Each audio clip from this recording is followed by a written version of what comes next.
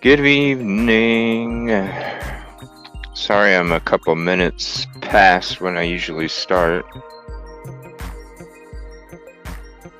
I was trying to save up all I could. Lost track of time. I cannot find that Ashley Banfield 1 hour episode. I'm not sure where it's at, so might have it tomorrow, but I did get a couple clips from her show. I got the affidavit for Richard Allen. 12 pages. I thought there was only 8, but there's 12, I guess. So we can go through those. Hey, what's up, Kelt? Let's see. So they towed away all the victims' vehicles. We'll switch to Brian Enton's Twitter. Hey TS, sorry I didn't get back. I saw your message on the. Hey Half Pint, how you doing? I came home and I fell asleep, turned on my little space heater and I put on a blanket. Next thing you know, I'm waking up and it's 6:20 in the afternoon. Like, oh crap! I meant to respond to that ATS. I'm sorry. Thanks for hopping in, and I totally understand if you're not able to make it. Let me see here. I'm gonna throw this up there real quick. So there's a bunch of videos. Affidavit. Yeah, I haven't even looked through them yet. Half Pint. There's ATS's link. I haven't looked through them yet. Half Pint. I heard something about a bullet or something, but I got the court papers. There's 12 pages of them. Well, talk to me, Valerie. What's up? What'd you find out?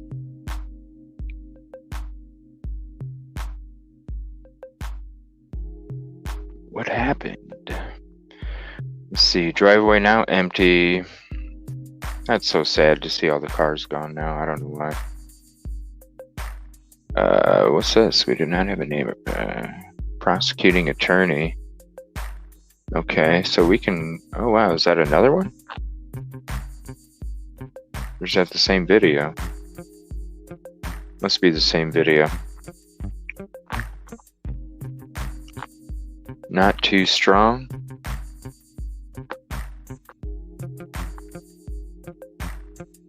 That'd be a good one to watch too. All right. So there's a couple videos on there. Yeah, I got this. I have not went through it though. I have not went through it. What'd you find out, Valerie?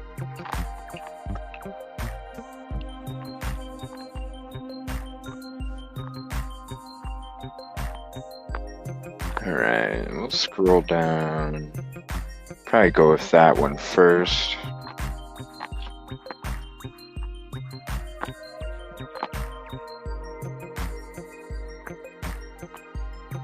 Let's see here.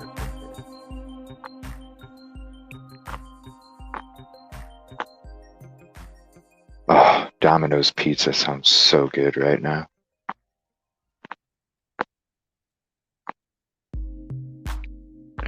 Valerie, talk to me. What happened? You're gonna say something like that? Then I'd say nothing.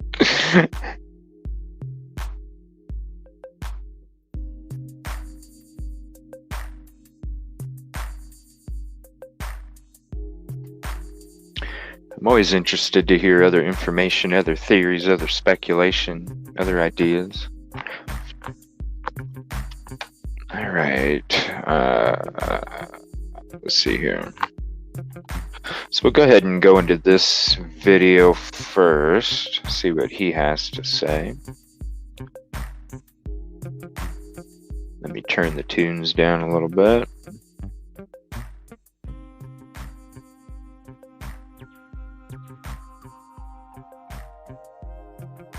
I can never get it on the exact number I want. Okay, there we go.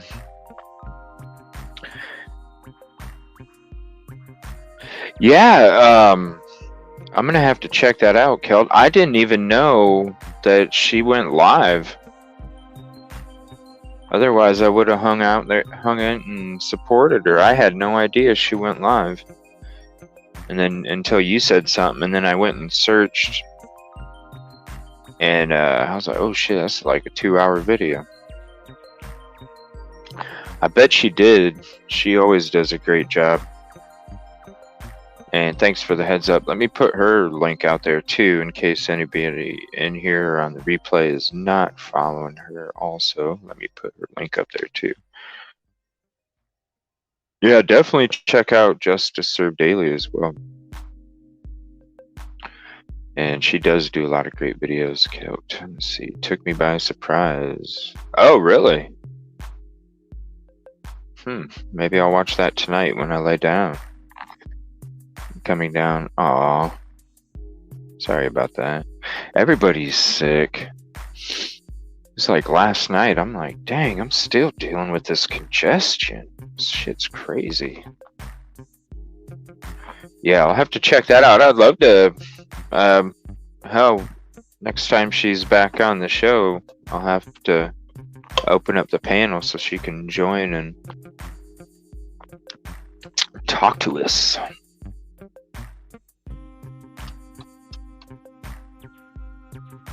And it's not that I don't want to open up the panel or anything. I'm just, after last time,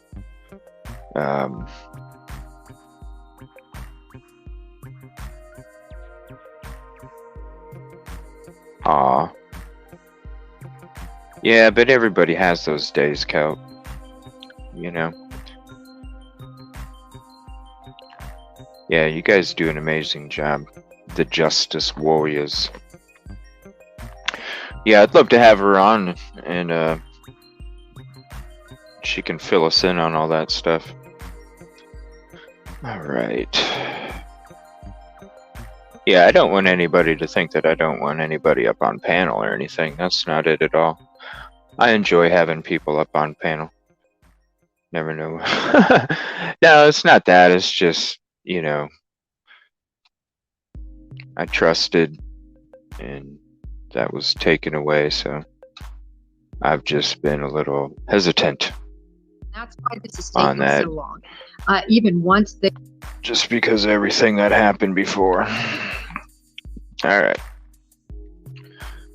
Let's see what we know about the Idaho stabbing deaths. All right.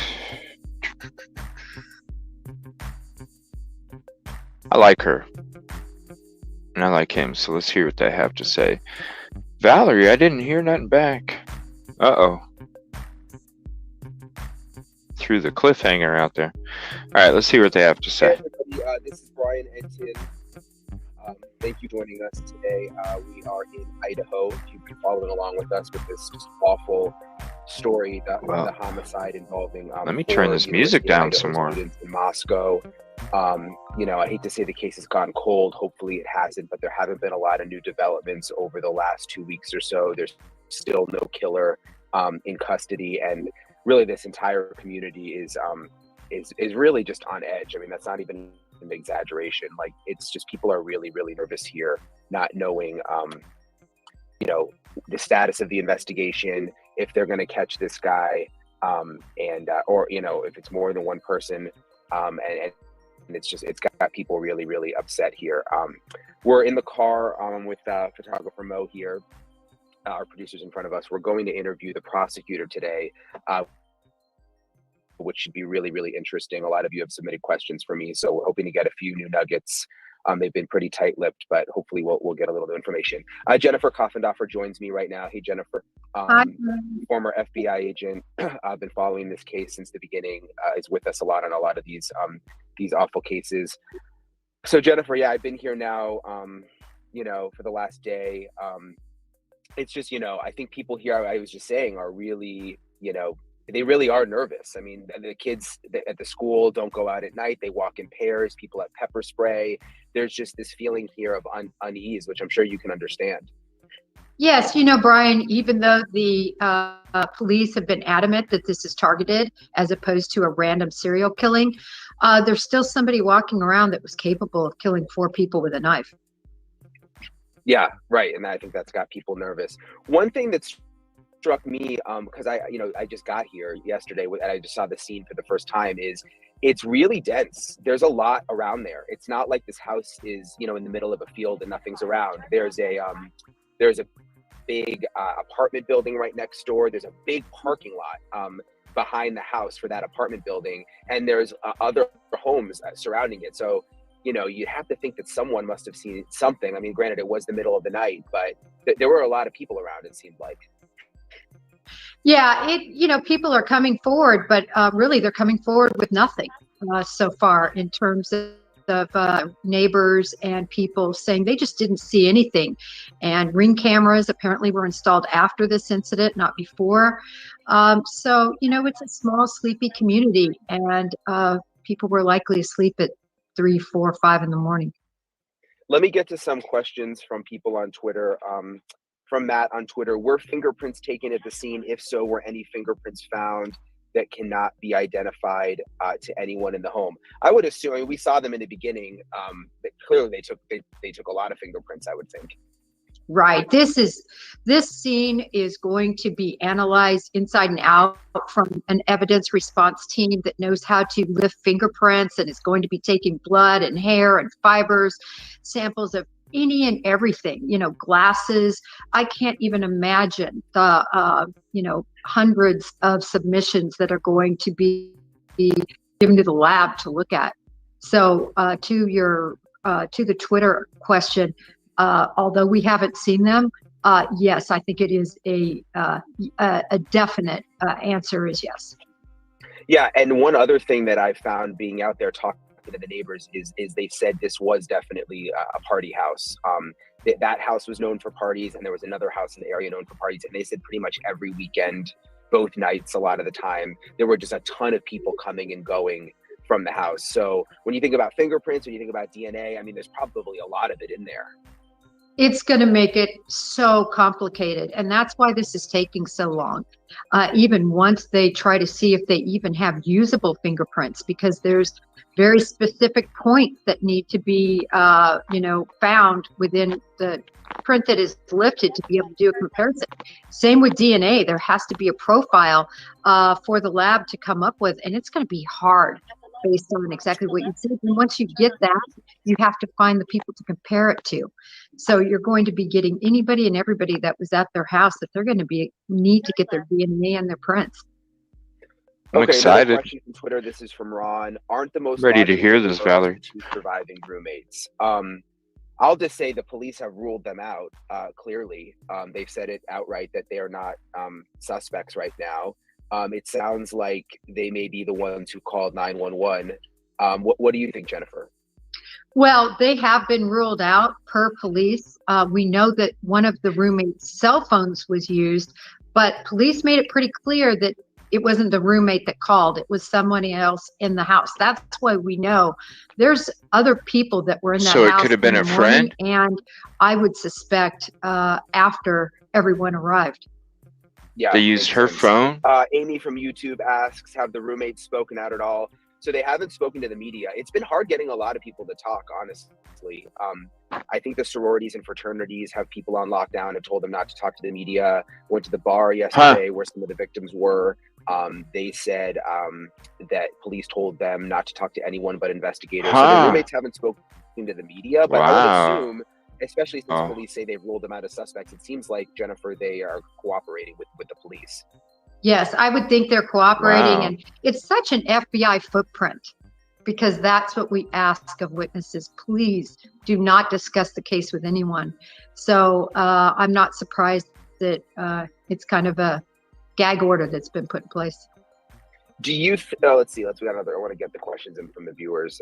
Kathy asks, is there evidence that a taser could have been used to incapacitate the victims? We haven't heard about anything like that from police. We have heard that it's possible, sorry, it's really sunny, that some of the victims were asleep. I mean, what do you think about this taser question?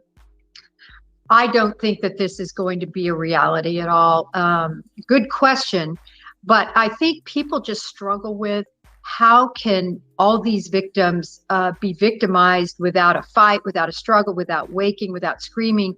And it's just to understand it, they were ambushed in their sleep. And by the time that they are getting attacked, it's happening so fast. Just imagine, to the larynx, to the heart, to the vital organs, to the lungs. It happens quickly. You're in Brian, shock. and I think that's why there wasn't more of a struggle, other than some defensive wounds, which are, usually wounds on the arms and the hands, just like this. Yeah, it's so. Let's see, Valerie. Oh, it's something you can't email me. I'll have to check out the replay. Usually after I'm done with my show, I'm getting things ready to lay back for the night, for work in the morning. Let me see. Since I started my show a few weeks ago, I haven't been able to be in a lot of the lives that I'm in, or was hanging out in, in the 8 o'clock, 9 o'clock hour area. Let's see here. Were you talking about my email link, Valerie? And if you can, give us a short summary. I'm just curious what you got. And then, Kel, have you seen the TikTok videos from the guy that was is that the Joe Vito or something, Kel? Is that who you're talking about? Weird to think about how it must have gone down. I was like on the phone with Ashley Banfield last night for almost 3 hours, just like going over all these different theories. I could not find that Ashley Banfield 1 hour episode. Locked the doors after he left. I mean, we were talking about it. It wouldn't be that unusual. I was thinking back to college. I had a bunch of roommates. I didn't live in like a full-on party house, but we had parties. It's not that unusual to like have a lock on your door if you have like 5 or 6 roommates, a lot of people coming and going. So, were the doors locked when the killer came in? And then also like to stab, and you can talk about this, to stab, I believe you can, Kel. To death. I mean, it almost, like you would I believe I gave you know, right? Like where to stab them. I'm pretty sure you're a mod. Like, yeah, you're a mod. It just seems like it would be so difficult. I mean, obviously you had a gun, you could just go in and shoot them, but it doesn't seem like an easy thing to do. Well, Brian, it takes a lot of force. I mean, just to have the strength to penetrate, not trying to get too graphic. But I think based on what police have said, this being sloppy and not being an organized crime scene, I think it was more of a frenzy, more of a hateful, frenzied attack. And that also is very, unfortunately, can result in these same results as somebody that would know exactly where to strike. Okay, just kind of a warning. We're kind of in the country a little bit here, so hopefully you won't lose me. But if you do, that's what happened. William on Twitter just tweeted me, could the roommates have had other people with them during the night? We don't really know, but it seems like it's definitely a possibility. Yes, I think this is really a possibility after listening to the state police comments. It seems like there might have been a bit of an after party or other people in that house. Really? And that might explain, too, the call for the unconscious person. I mean, what if, Brian, there was an unconscious person that had been there from the night before that was passed out and the roommate called about that and then all this was uncovered? We don't know, but... Whoa, that's interesting. Yeah, maybe the call wasn't even about... Maybe the call wasn't even about one of the initial call wasn't even about. Oh, wow. I mean, that's a possibility. Here they're in a house and there's privacy, right? That's probably the threshold that your roommate didn't enter. It's kind of a party house. Everybody can go everywhere, but the bedrooms might have been more private. Yeah. Okay, Michelle asks, have they confirmed there is only one murder weapon? I don't think they've actually said, they said that it was a knife. They didn't give specifics on the knife, though. These are good questions. I want to try to drill down on today. Could it be more than one? Do you think? Well, Brian, early on. Yeah, I'll check that one out next. The coroner made a statement, in her first press conference, and she said it was a knife. And then they ask if it was the same knife used on the victims. And she just spontaneously says yes. And then she sort of backtracks a little and says, well, I guess it could be multiple knives that were the same kind, which is this fixed blade knife. When I first heard that, Brian, I was very convinced that it's one killer because of that. You know, multiple killers wouldn't have the exact same knife likely. And again, I don't want to get gruesome, and I always good try to point. Families. Good point. So, you know, I don't want to go too far, but would it take a special kind of knife to do this? I don't know much about knives. I mean, like, could a kitchen knife kill 4 people, or would you have to have some kind of special military style something, hunting or style? hunting knife? Yeah, hunting knife. Oh well, any knife can kill.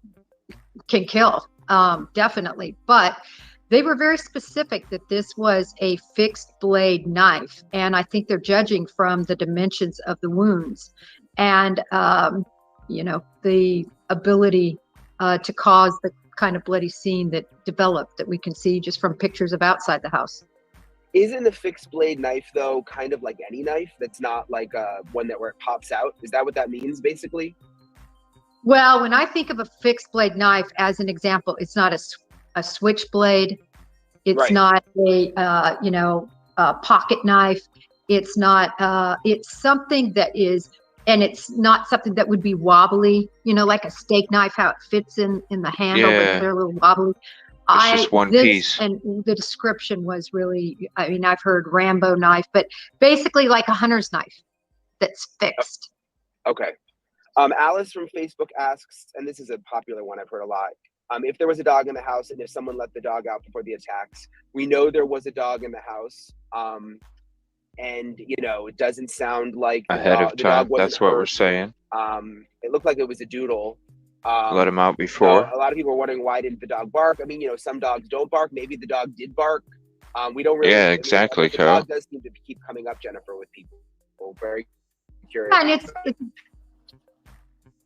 sorry, Kaylee's dog.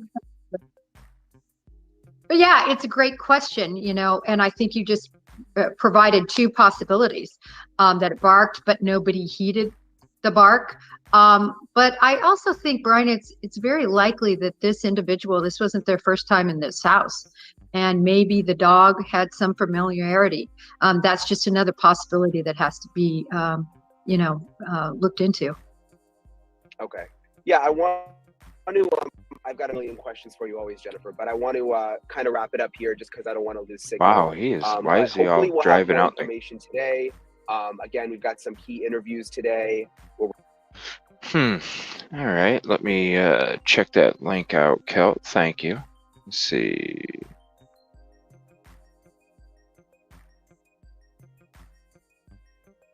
Let's see here. All right, this is Grizzly True Crime. And then that's what her channel looks like. I'll go ahead and post her link in the chat. Let's see, Valerie, I got access to the Moscow Police Department activity. Really? Wow, bravo. Bravo.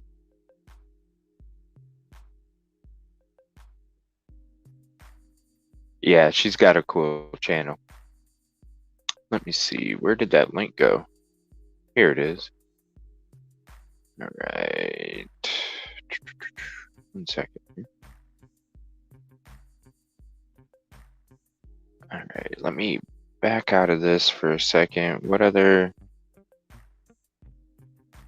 was the, what Alexandra, there'll be press conference 1 p.m. about the search for Michael Vaughn. Nice. So tomorrow we'll have some Michael Vaughn information. Let me just check that other video real quick. Yeah, good sleuthing. Which one? Okay. What was this?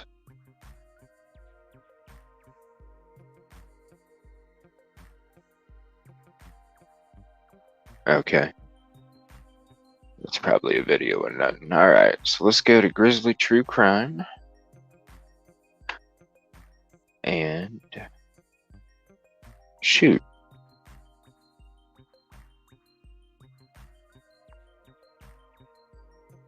Crap. 1 second.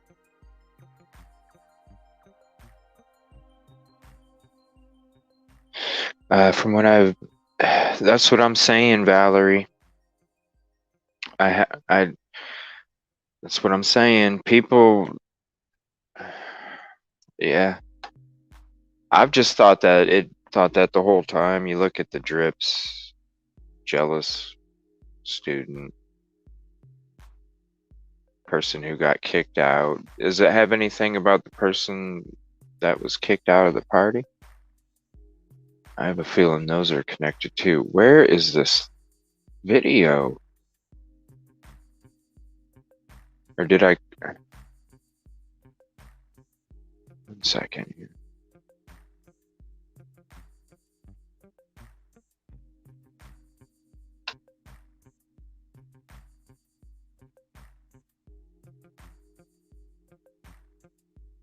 All right, there's the channel. 20-minute video. Let me skim through it real quick. 1 second here.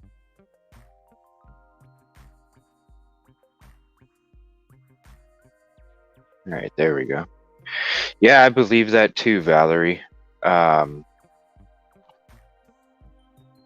What link were you talking about? Were you talking about my email? Let me see. There's a police report from November.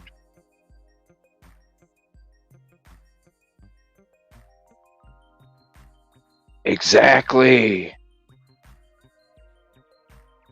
Yes. The guy, yes. Oh my gosh. Isn't that going to be crazy if it's true, Valerie? Isn't that going to be crazy?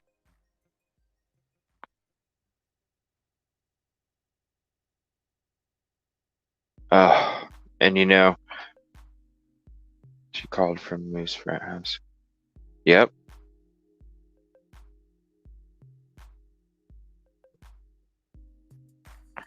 I don't know. It just always made too much sense, Valerie. It really did. And most people think it's the girls, but oh, really?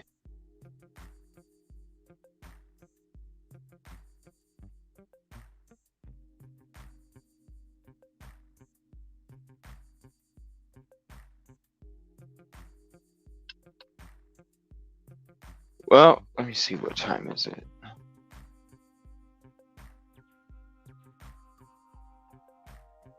Yeah, if you wanna, here, let me do this. I apologize. The last time, I'm gonna go ahead and do this. It's just been like a week or two. I've just been a little hesitant about having other people in my open panels since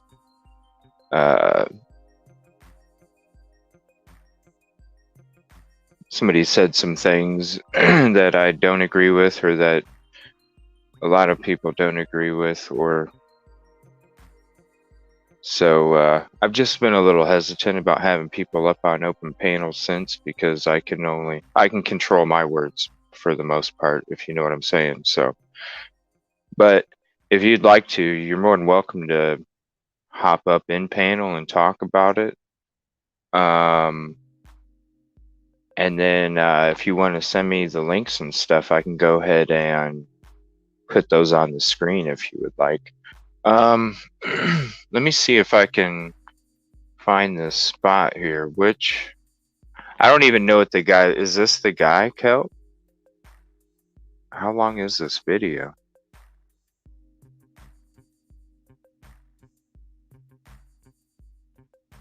About 15 something minutes.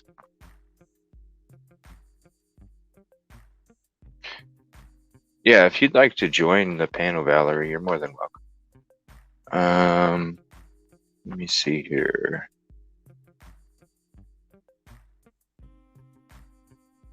Let me, if you can do me a favor, Kelt, if you can send me the link to this video, and then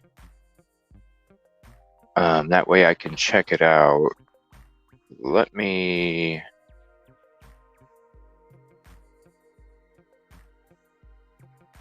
go to my subscription. Only for the parts the man... Yeah, you talked to Tom. So is that... So he was at the food truck, that guy? He was the one who observed them in the bar getting... Oh, okay. And he's weird, huh? I have so many videos. Oh my gosh, look at all these videos.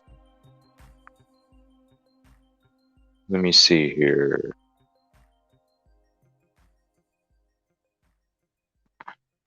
This is something I wanted to watch here and see how the police are trying to use the knife as... are issued. I'm going to sort of hold it up so you can see it really well. But I want you to pay specific attention to the top here. This is very smooth along the top. I can run my hand along it.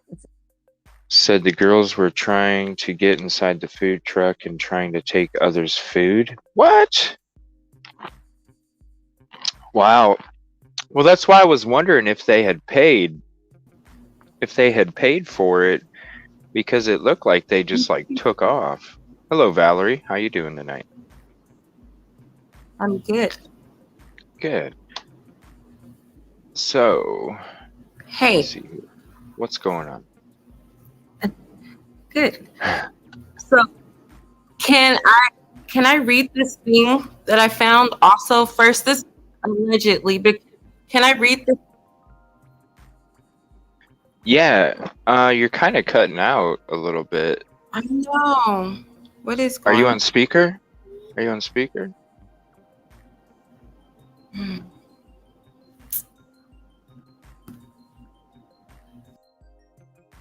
Uh-oh. Uh-oh. It was just him being, well, very unlikable. Yeah, that's crazy, Kel. But that's interesting. He was saying that the girls were trying to get inside the food truck and trying to take other people's food. Do you really? Right. Yeah, he's probably just trying to get attention from it, you know?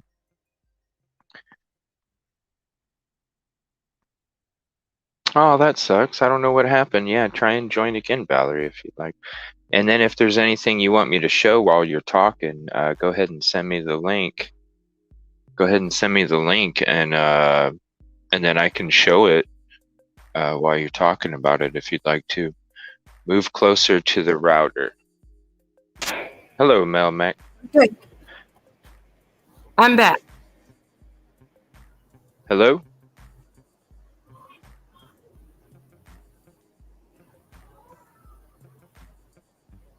Melmac mentioned moving closer to a router. Uh-oh. Aw. Poor thing.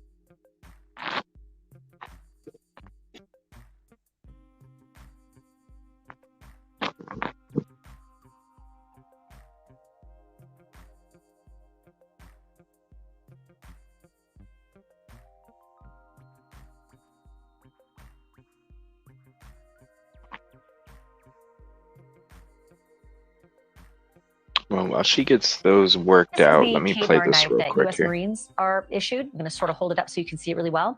But I want you to pay specific attention to the top here. This is very smooth along the top. I can run my hand along it. It's dull, it's flat. There's no serrated edge on this. But if you took this United States Marine Corps issued knife and you added that Rambo fashionable serrated part on the top that makes it look really, really scary, that's where you would have the Hollywood looking knife, right? And it is not 100% that that's the knife that was used in the killings. It's not 100% that the serrated edge top was what was used in the killings. It's getting a lot of traction online in the media that it was a Rambo knife, but it may not have been. It may have been something completely different. And it's very helpful to know that information in the investigation, because if the killer didn't use a run-of-the-mill kitchen knife or an extremely common hunting knife in that region, it stands to reason the police would probably have a better chance of trying to find the individual through the fingerprint of the knife. Now that sounds weird, but I want to bring in Dave Ellis. He's an expert bladesmith. He's a dealer of world-class Bladesmith. custom knives, and he's been called as an expert witness in multiple knife-related trials. He's also the founder of Exquisite Knives. Dave, thank you so much for being here. So one of the things I find fascinating is that the media kind of ran rampant with the Rambo-style knife because a shopkeeper led most people to believe that that's what the police were asking him if he'd sold. We're not 100% sure if that's true, but I do want to ask you this. A Rambo-styled knife with the serrated edge up here it's sort of not functional for people who hunt and fish. It's not what they would necessarily use as a functional tool, in pursuit of hunting and fishing. So it's probably more likely that a Rambo-styled knife with the serrated edge is not as common as we all think out there. Well, Ashley, I appreciate you having me. And Rambo knives have kind of taken on a generic term. Most any large, wicked-looking knife has been called. Well, I think of the one with the spikes on the top. Type knife. Rambo. The first Don't say two Rambo. movie knives were made by a fella named Jimmy Lyle, and it was based on a survivalist tool. It had a hollow handle to keep fishing gear, perhaps matches and such. And as you said, it had a saw blade top on it. A K-bar is a totally different instrument. A K-bar it was a permutation of what they called the Mark I, which was used in World War I. It was a combat knife, but it also had a set of brass knuckles built into it, so it was very unwieldy. So originally the US Marine Corps used the original K-bar. They called it the Mark I. Eventually, the Navy picked up the Mark I, but they're a totally different animal. The K-bar has a stacked leather washer. It typically has a 1095 high carbon steel blade. It also has really, Cal? into the blade to lighten That's it, which interesting. is that little ridge across the front and the back of the blade. So it's a clip point fighter. Yes, please. Can I ask you this? At first, I sort of thought, well, good luck. Good luck finding a killer amongst thousands and thousands of people up there who are hunting and fishing all the time with these kinds of weapons, until it was described to me that Rambo-style knives with that serrated top. Hey, Half-Pipe, do you think he was just trying to get attention from it or something? Is that what you came away from it? Are not necessarily what hunters and fishermen would use. It's more like what you would pose with on Instagram. It's a fetish style knife. It's sort of it's a macho thing. It's more for somebody who's kind of into knives, not so much the utilitarian aspect of the knives, which changes the profile of who might have used a Rambo style knife to kill someone, doesn't it? I would agree totally. A lot of them are fantasy type knives. Overseas, there have been so many copies of the quote Rambo knife, end of quotes. But yes, from a functional standpoint, typically a fisherman or a hunter is not carrying a survival tool. They may have a hatchet, they may have a saw, they may have a knife. Whereas when you look at something like a K-bar, it really is a combat style knife. It's not a hunting knife. Sure, you could probably chop kindling with it, but it's efficiently made for one thing. I mean, it has the main sharp edge, then it has what's known as a clip, which is probably the front third of the top, and that's also sharpened. It's a very violent weapon, whether in a slashing or a stabbing motion. But with a stacked leather washer, you could grip it even if your hands are sweaty or bloody. And again, to immediately call it a Rambo knife makes people jump to conclusions. And, right. Of course. I thought it was one of those, Let's see, he seemed like an awkward kind of guy in general.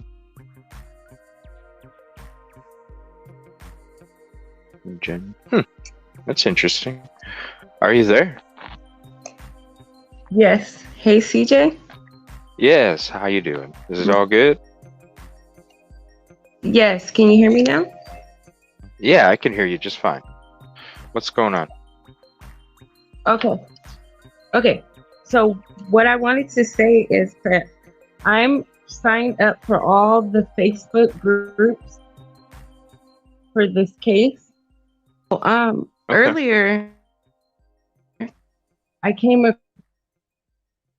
across this post. So can I read the post? Is allegedly, because I didn't post it. It's just a post that's posted on the on the actual Facebook post for the, you know, for the murder case. There's different little groups Okay. and things like that. So can Okay. I read a post from the group? Yeah. Okay. Okay. So the post that's posted by someone on the group, it on good authority. It says cousin is a town, but called in to help in Moscow. Once school started back up. Once school started, it says apparently investigation is looking directly at the Chai frat party Ethan and Zaina attended from 8. Sorry. Let me start it over. It says on good authority. It says cousin is a cop in a nearby, but called in to help in Moscow. It said once school started back up after the holiday. It says apparently the investigation is looking directly at the Sigma Chi frat party Ethan and Zaina attended from 8 to 9 that night. It says it did not have any update on their timeline after they left at 9 o'clock until 1:45. You know, there was no timeline for them, correct? Right. Yeah, we have. Okay. That's one of the biggest questions. But it did say. Okay, so that's what she's saying. And then she said, but did say it looks like the investigation is on two suspects from the party that night. It says an update should publicly name them by the end of the week. It says Sigma has made their socials private and removed all info from Facebook going back a few years. They said they believe Ethan and Zaina were the main targets streaming from an argument that night, right? Yeah, that's what I thought. Downstairs survivors could hear two males. It says downstairs survivors could hear two males rummaging through the room above them, figured it was an after party, locked the door, went to bed, then they discovered them in the morning. It said about 30 minutes before the 911 call, they called their friends at Sigma to come over, who in turn called the police. It's right across the street from whatever reason they believed it was people from the Sigma upstairs at 2:15 that night at the house. They believed the people from the party was up there, right? So they said the back door was left open, one dead in bed, other blocking them with their body. It says police just updated their FB to only the murders, which to me suggests something went on, fight, drugs, or etc., and spilled into anger later on that night, and then they got killed, you know? So when I read that, I was like, if this is true, there would be a police report about this stuff, right? So I went to the Idaho, Moscow police report, their actual website. I'm about to send you the link, and you can pull it up and show everybody. I went and I seen all three of the police reports. What she's saying is true. I have the reports. Do you want to pull them up? There was the police were called at 9:09 to the let me get my information. Let me get my information. One second. I didn't get any links either. Okay. Yeah. Okay. Tell me where to send you the links, but it's called the Moose Lounge Frat House, right? At 9:09 on November 12th, there was a girl that called and made a report about her boyfriend got into an argument with another guy. By the time the police got there, they were gone, so they wasn't able to make the report. That's 6 minutes away from where they live. Wow. You want me to send you the link? It tells us what the police report's about. Can you How do I send you the link? Let me put it in the chat? Twitter or Gmail? Either Twitter or Gmail. Can I put it in the chat right here? You can try, but I'm not sure if it'll work. I'm not sure if it'll work if you. I don't know if it'll let you or Okay, so not. I can send it to your Twitter where I'm on here because I have my other phone. I'm working on another phone. What's your Twitter? Okay. EvilleCJ. Just type in EvilleCJ Okay. and you'll see me pop up.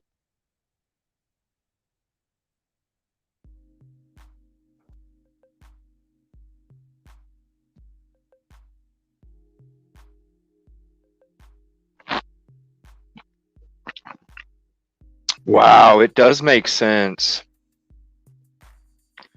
I'm telling you. But here I thought it was a jealous person as Zaina, but no, it's just, well, it still could be a jealous person as Zaina. But man, all that stuff just made way too much sense. It says devices not connected, Valerie. All right, let me see. I got a notification.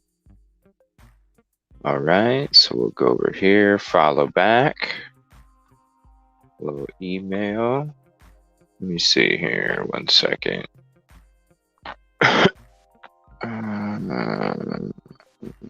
are we going here? Let's go to my subscription list here.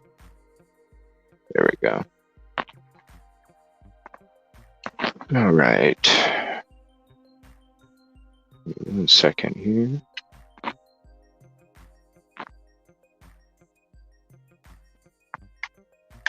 All right, there's a message out to you. I know sometimes it's hard to get messages here. Let's see.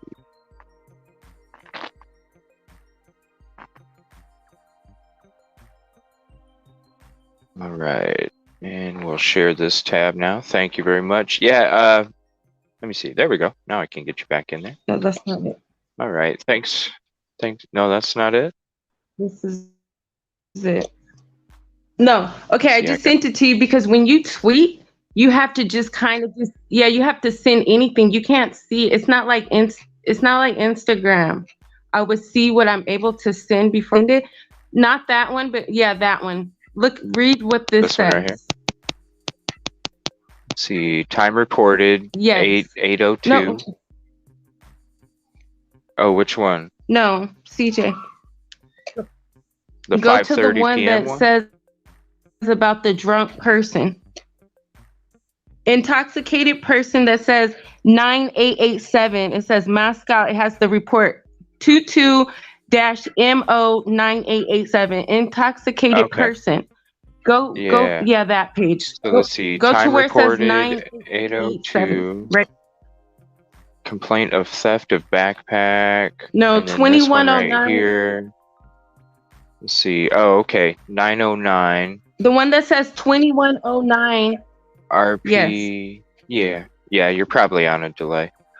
RP said her boyfriend told her an intoxicated person, possibly male, is causing issues there. No further details. Said her boyfriend is causing issues. And as you see, this is on North Main Street. And when I went to Moose Lounge, Google Moose Lounge, that's a frat house in Moscow that's 6 minutes away from the other frat house and the student's house. And this was at 9:09. Remember they said they left the party at 9 o'clock? Yeah. The other frat party, which is 6 minutes away from there. So they can make it there in 9 minutes.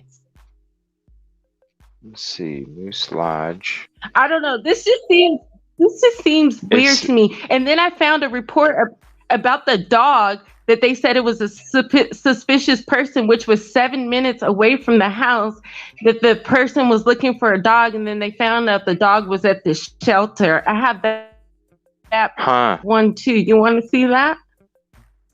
Yeah.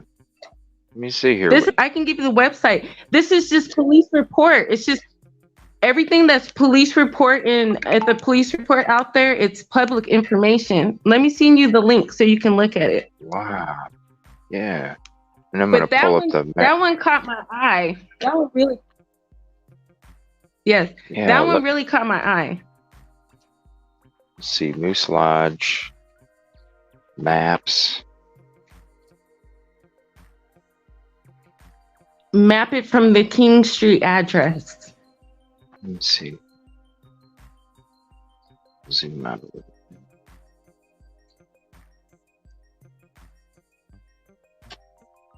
King Road. It's 1122 King Road, Moscow.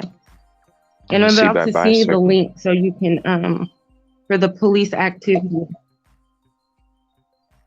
8 minutes by bike, 6 minutes by car.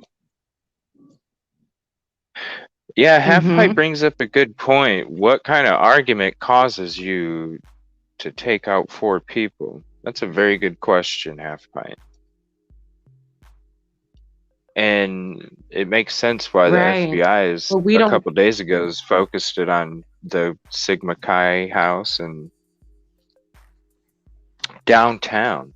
Is this considered downtown? I sent you. You're right. I sent you the link also to the daily activity report for the police department.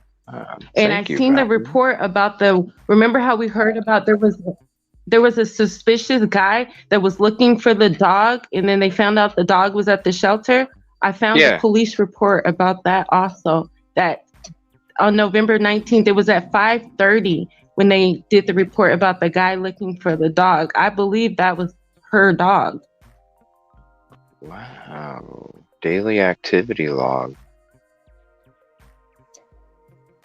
And you just go to the date that you want to find, and you just keep going down through the times. Yeah.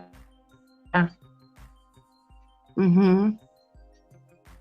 really believe that police report about the girl that's calling about the argument with her boyfriend. I really think that was Zaina. This is all allegedly. I really think it was her. Right, of course. It just makes too much sense. It really does. Like, and then, you know, with him being the target, it's because they're gonna, I don't know. It's kind of like them, you know, you're not gonna wait until the last person for your target. You're gonna go for them first, because it's, if something goes crazy or something doesn't go the way you want it to, well, then at least you got your target. And now that makes sense why the girls kept calling Jack, because they heard somebody downstairs. So my theory is they went and got Zaina and Ethan first, and the girls heard and they were calling Jack, and then they went upstairs and got the girls. That's my theory. So start your theory from the beginning. I believe those girls were not asleep. Okay, so my theory, like, start from like when they show up to do the crime, and then what takes place. What do you think? Okay, my theory is that, let's start back from the party. My theory is that Ethan and Zaina had a dispute with one of the frat people from one of these frats. I don't know which one, but it was a dispute that happened out there. I believe that 2 guys came in that house. I don't know what time. I believe they came in that house. Two guys. I believe they went in there and they went for Ethan. They went in there for Ethan, and that's when Zaina and Ethan first got approached, and you know what happened. And then I believe that they probably heard those girls moving around upstairs as they were calling Jack, because I believe those girls upstairs heard those guys down there. I believe they heard that altercation, and you can hear people walking around upstairs. You can. I believe they went up there because they knew those girls wasn't asleep, and they had to take those girls out. I don't think that they wanted to take them out, but because of the situation, I think that's why those other girls, Maddie and the other girl, got taken out. And Kaylee. So you think it wasn't somebody that necessarily snuck in? I'm just telling you. That's just you're thinking that they came there and had a confrontation, and then it escalated into the crime that was committed. Yes, That's an they got interesting into theory. a fight, and then from the fight, I believe that's when the knife and the tussle. I don't believe they went in the intent to kill them. I think they went in the intent of, hey, what was going on? What were you talking about at the party? You know how if you know a guy and you know the police is called and you get into at the party, you know you can go to their house and be like, "What's up?" You know, crazy Right. college people do stuff like this. You know, so I believe they went to go confront him about what happened at the party, and it probably just got out of hand. I really believe that. I don't think they went with the Wow. intent. I really believe this. That's interesting. Wow, that's it. No, and that's a great theory as well. Wow. And you think it was two, not just I really one. believe it, though. And then Melmac is asking a good question. I believe it was two. Why do you think the girls downstairs didn't get harmed?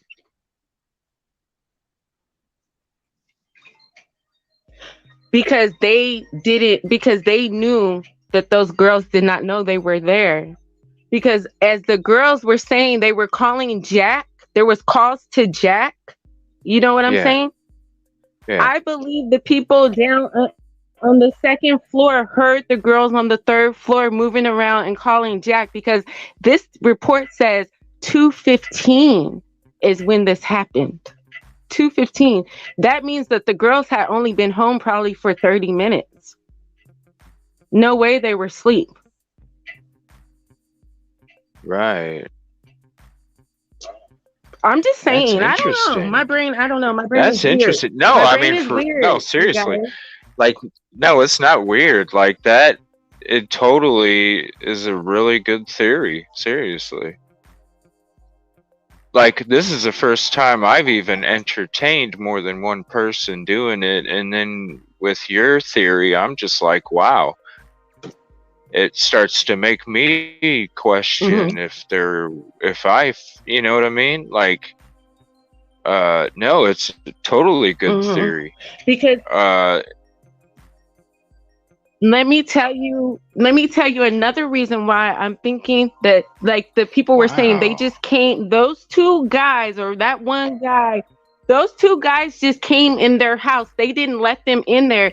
As you know, they say their friends and different people they hang out has the code to that patio sliding door where you can put in the code to get in. Remember, their friends and everybody has the code.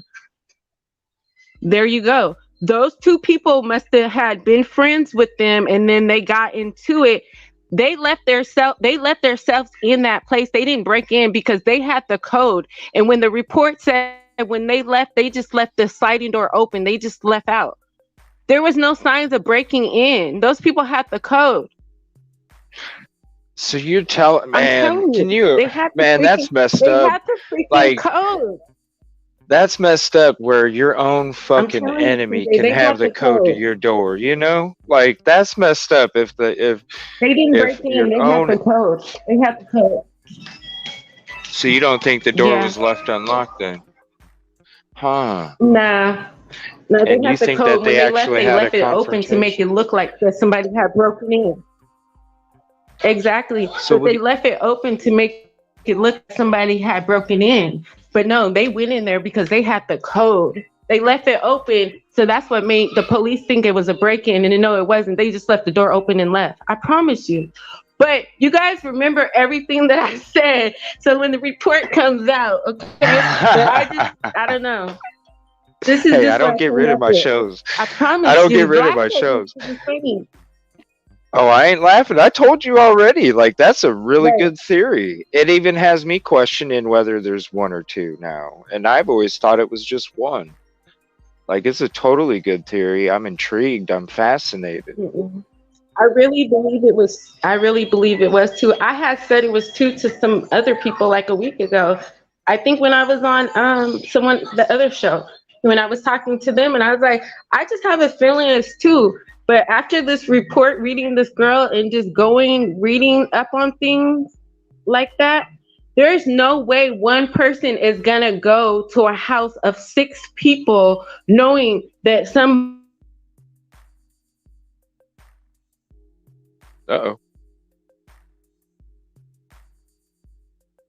might wake up of the people is a man. Mm-mm. The report to me sounds right. 2 people. That sounds right to me. And they Like have, one guy went there that he got into it with, and his friend went with him as moral support. As you take your friend, like, hey, I'm about to go over here and find out what was going on with the party, and his friend, hey, I'm gonna go with you. I really feel like right. that's how it was. Well, and Because Melmac and Half Point, they did bring up good points. The code is only on the door that has the parking lot, but from what I've heard, they left that sliding door unlocked a lot, is what's being reported. Now, the code is for the very bottom floor, because that door does have a code. The sliding glass, does that have a code? I know they've said before. I know they said before that they usually left it open. What do you think the fight was over at the party?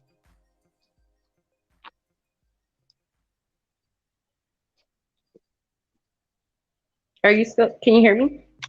Yeah, I can hear you now. Can you hear me? Hello? CJ? Yeah, can you hear me? Yeah. Can you hear me? Yeah, I can hear you. I don't know what the party could be over. Don't know that, but I just feel like there was an argument. Now, what the argument's about, I could not even tell you. Do you have any That would be thoughts hard on? for someone to pinpoint an argument with me with someone, huh? Well, no, Huh? just an idea, just a theory of what maybe you thought the argument might have been about. Oh. Do you have a theory of what was taking place between 9 p.m. and 1:45 a.m. when they were reported being back? Do you have a theory about that? When they got into it with the people, and then the police were called and all that stuff, and then the other people left, and there was no report taken or whatever. Yeah. I would say let's take that to about 10 o'clock with all the ruckus. Like, okay, so from 10 to maybe, didn't they get home at 12 o'clock? Now, I don't know if there's been Zayna updated reports today, but they're reporting them being back at 1:45, and then the Kaylee and Madison being back at 1:56. So you got 1:45 and 1:56. Right. I don't know about any updates today because I haven't been in the news today. I'm just kind of learning with everybody. There's no updates today, but all I can say is after all of that stuff and leaving the party, I heard they walked home from there, and possibly maybe they stopped somewhere nearby. You never know. I feel like they went somewhere after, and then they went home. Maybe they went to go walk to a food place or something. I don't know. I have no idea. See, right over here,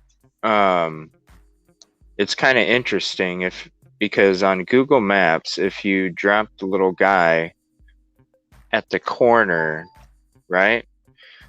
And I got the Google Maps up right now. So right here is that Sigma Chi house. Okay, right? I want to show you something real quick. Yeah, show me. All right, I'm gonna go up this street. Google Maps. Thank you, I appreciate it. And thank you so much for hopping in here and being respectful tonight. I really appreciate it.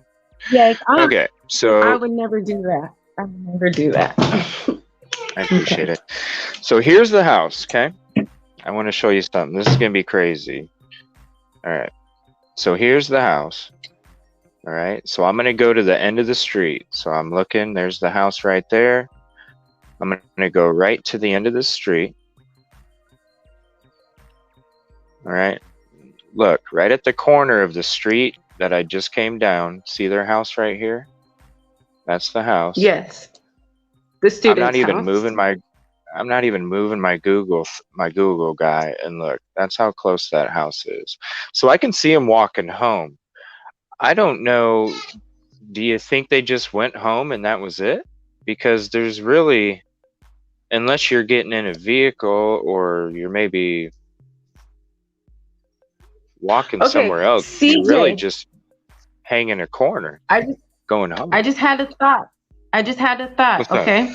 So they said that they left the party at 9 o'clock, right? Yeah. Right? Okay. Yeah. We're at that party right there at that house. Now, can you Google us from that frat house to that Moose Lounge? If they Of left there course. at 9 o'clock, how would they get down there at 9:09? Like, which way would they go? At I'm literally 9:09? trying to see if it's even close enough. Yeah, they got there at 9:09. Well, the report was at 9:09. I don't know what time they got there. The report was at 9:09, but I'm just trying to see, can you literally walk from that frat house to the other? Is it possible? I'm just trying to see if this even makes sense that they walk. Let's see. Let me see how long a walk is. And I'm going to be honest with you. I've already Googled bike rides around this place, and the bike rides are literally like 5 to 10 minutes anywhere in that city. If I could get this to pop up. How do I? Oh yeah, here we go. There's the X. Okay, so let's do, it's basically the same route, okay, because the party house, here's the location of the crime, and then here's the party house. So you're pretty much starting off right here at Taylor Avenue. Thank you, Jen, for joining. You're pretty much starting here at Taylor Avenue, whether you're at the crime location or the party house, okay? So it's a 6-minute car ride, and then this is the route that it would take, and then that's that Moose Lodge. So really from here, a 6-minute car ride, which wouldn't really be if they walk. Right. If you're walking, let me see here.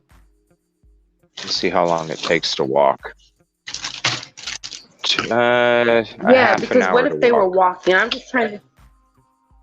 Half an hour. So then they didn't walk. Yeah, more than likely, maybe they did not walk. They didn't walk then, right?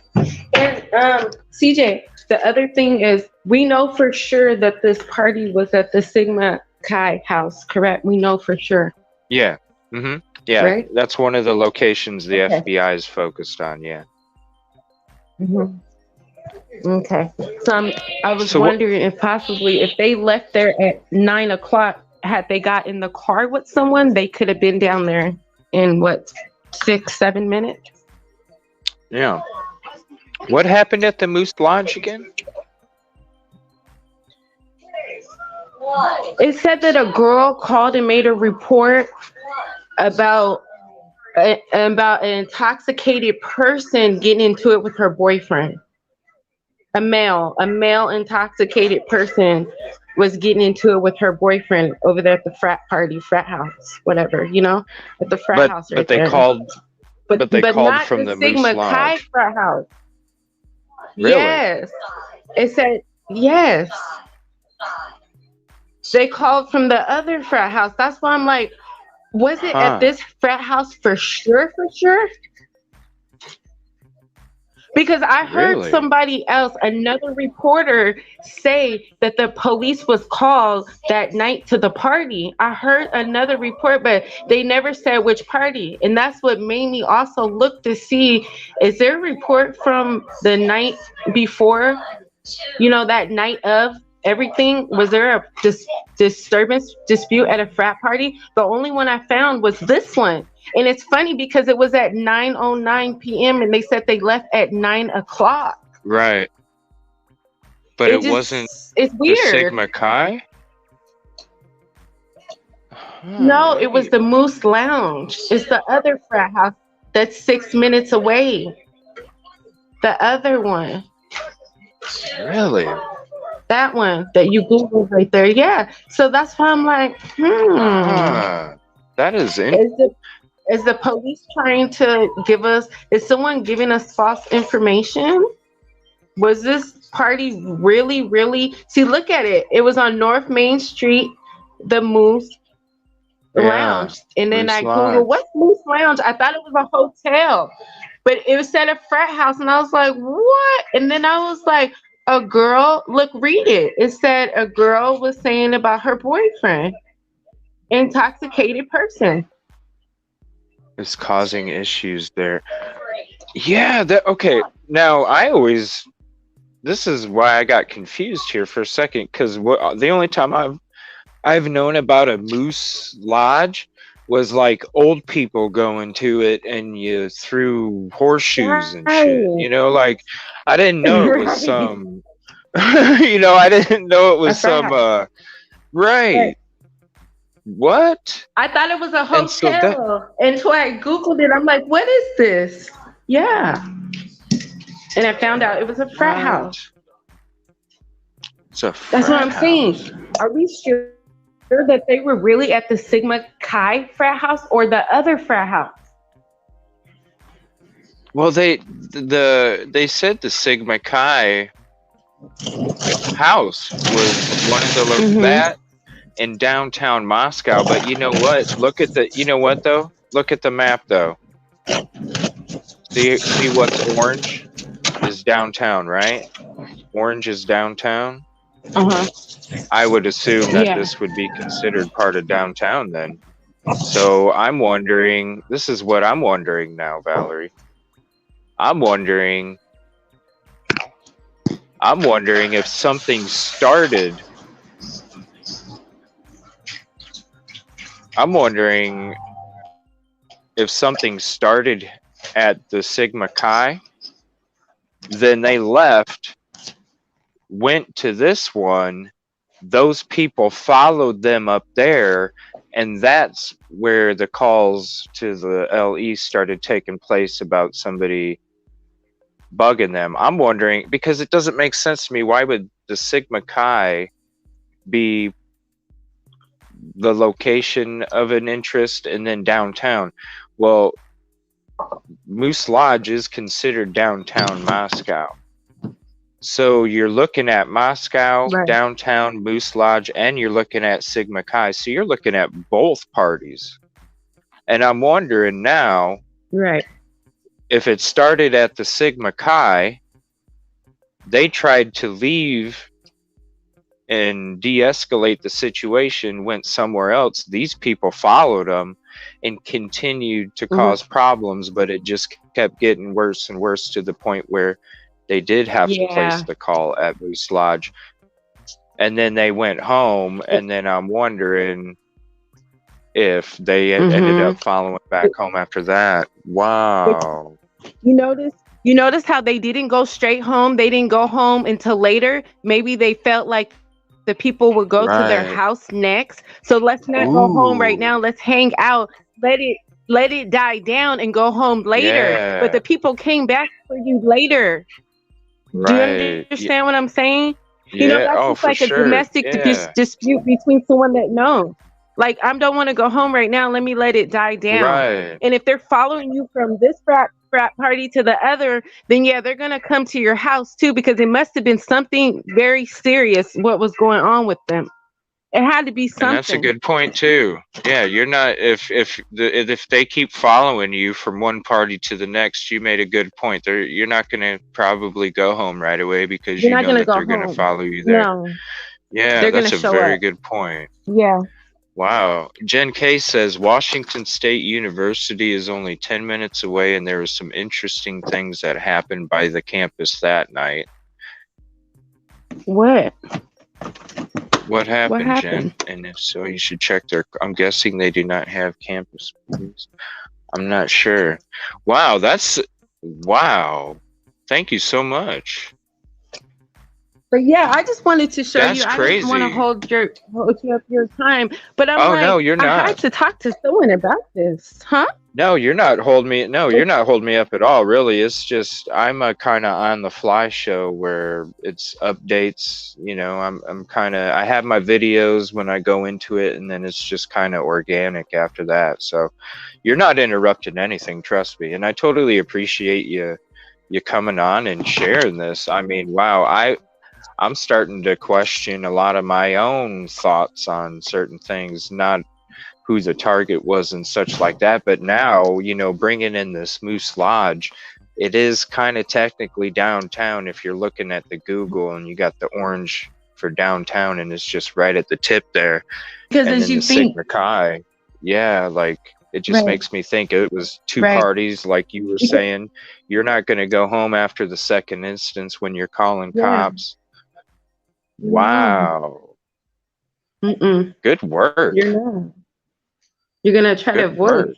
And then the thing about it is, you knew it couldn't be those other two girls at the Grubhub truck because they went to a whole different thing. They were at the corner bar. You know, they didn't even know that they had got into it at the frat party with these people. Those girls didn't even know. And I really feel Jen- bad for them because really they got killed behind some other people's dispute from a frat party. Those girls had nothing to do with this. Yeah, But they it's knew all those sad. they knew they were in sleep though. If you think anybody's going to be a witness to what you do, you're going to take everybody out. That's just common sense of a sicko like Yeah, that. You know what I'm saying? Yeah, if you're wanting to get away with it, yeah. Jen K said that Exactly, there and, was you a know, they knife wanna pulled get at a a- frat house. That You know same they night want to too. get away with it. You know they want to get away with this, CJ. If you hear any little thing, oh, let's go check and see if they're up. I think they probably heard those girls moving around because if those girls were calling Jack back to back to back to back to back, those girls were scared. Now it makes sense. Yeah, it does. So that Jack boyfriend guy, he didn't do anything. Those girls were calling him because they were scared because they heard those people downstairs. And those Getting people into heard a those girls moving confrontation. around. You know, that's what I always Yes. thought the whole Like that whole time report that the said. calls were not like, you know, hey, call me back kind of thing. Like the way that those calls were and how they took That was place. scared calls. Yeah, and the only thing Those that were told me scared those calls. weren't was the fact that they were from 220 to 250 when the police were saying that the crimes took place between 3 and 4. So that was the only reason why I was like, well, maybe not. But no, what you're saying makes complete No. sense. They said their people Kid were Kitty, downstairs this is at Valerie. 2:15. They said they were down there at 2:15 a.m. rambling on the second floor. The two guys were rambling at 2:15. I believe those girls were murdered by 3 o'clock. I believe they were already gone by 3 o'clock. I'm sorry to say it like after this the and last to call. even say that. Right. Yeah, after the last call, was those made, girls were yeah. shortly after that. They were gone. They were gone before 3 o'clock a.m. And there's a report also on there of the call that was made to the house, and it said the call was made at 11:56 and it was an unconscious person. They had a call about the unconscious person to the King Road address on November 13th at 11:56 a.m. and it said a call about an unconscious person. That's what the call came about. And then when they got there, they seen that the people were dead there. That's what happened. They got a call about unconscious person. And Jen K brings up a good point, and it's a good question too. They wouldn't have been in bed if they were fighting. Now they're not saying who was found where, or they're not necessarily in their respective rooms where they slept. I'm kind of confused about all that.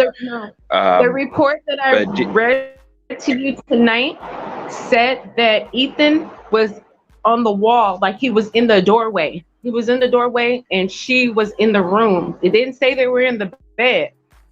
The report that I read tonight. Doorway? Into the bedroom? You know, like out of the door. He was like out, like he went out the room to go wherever, you know, where the commotion with the guys. He went out the room. They said he was out the room and she was in the room. They never said they were in the bed. They were. No, She no, was no, in no, the no, room no. and he was out the room. Yes, they were. They were not in the bed. CJ, Ethan, and No, no, no, no. Zayna, That's they what they were were in the bed. reporting like a week ago, but the coroner, I think it was Friday, had came out and said that they weren't necessarily found in their bed and they weren't Right. necessarily on the same floor that they respectively sleep on. And as you say, as they say, Zayna and Ethan had defense wounds because the people that came after them from that frat party, they fought with those people. They fought with those people. Really? Jen says they are gathering evidence from the cars, which I thought was odd. What do you think they might have in the vehicles, Jen? And Jen says, right, but if there was fighting going on, no one would have been laying in bed waiting. Someone comes after you with a knife, you're not. Exactly. No, of course not. They were asleep. They were up. No, They wasn't asleep. no. They were up. Nobody's They knew. They heard those been people reporting coming. that. That's why Ethan walked out that room because he probably heard them coming in that sliding door because those people knew Right. the code. They knew how to get in. If you hear someone coming in your sliding door, you're gonna walk out your room and go see what's up, and that's what he did. That's So what you don't he did. do you think there was a confrontation or an argument, or do you think they just went right for? I think Like, do there you was think a it was where there was confrontation, like a argument in a way at first? in a quick way. In a quick way. I think I'm not gonna say that the people went there with malicious intent, but they went Right. there. They went there prepared because you wouldn't have took that knife with you. Mhm. There's no way you would have took that knife if you didn't have intentions of, hey, we're gonna get into a fight. You know, if he overpowers me, I'm gonna, whatever.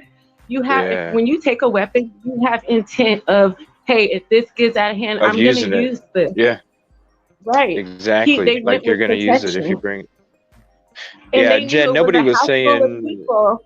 anybody was laying in bed, for sure. No. And they knew it was a house full of people and they knew that they were gonna have to fight.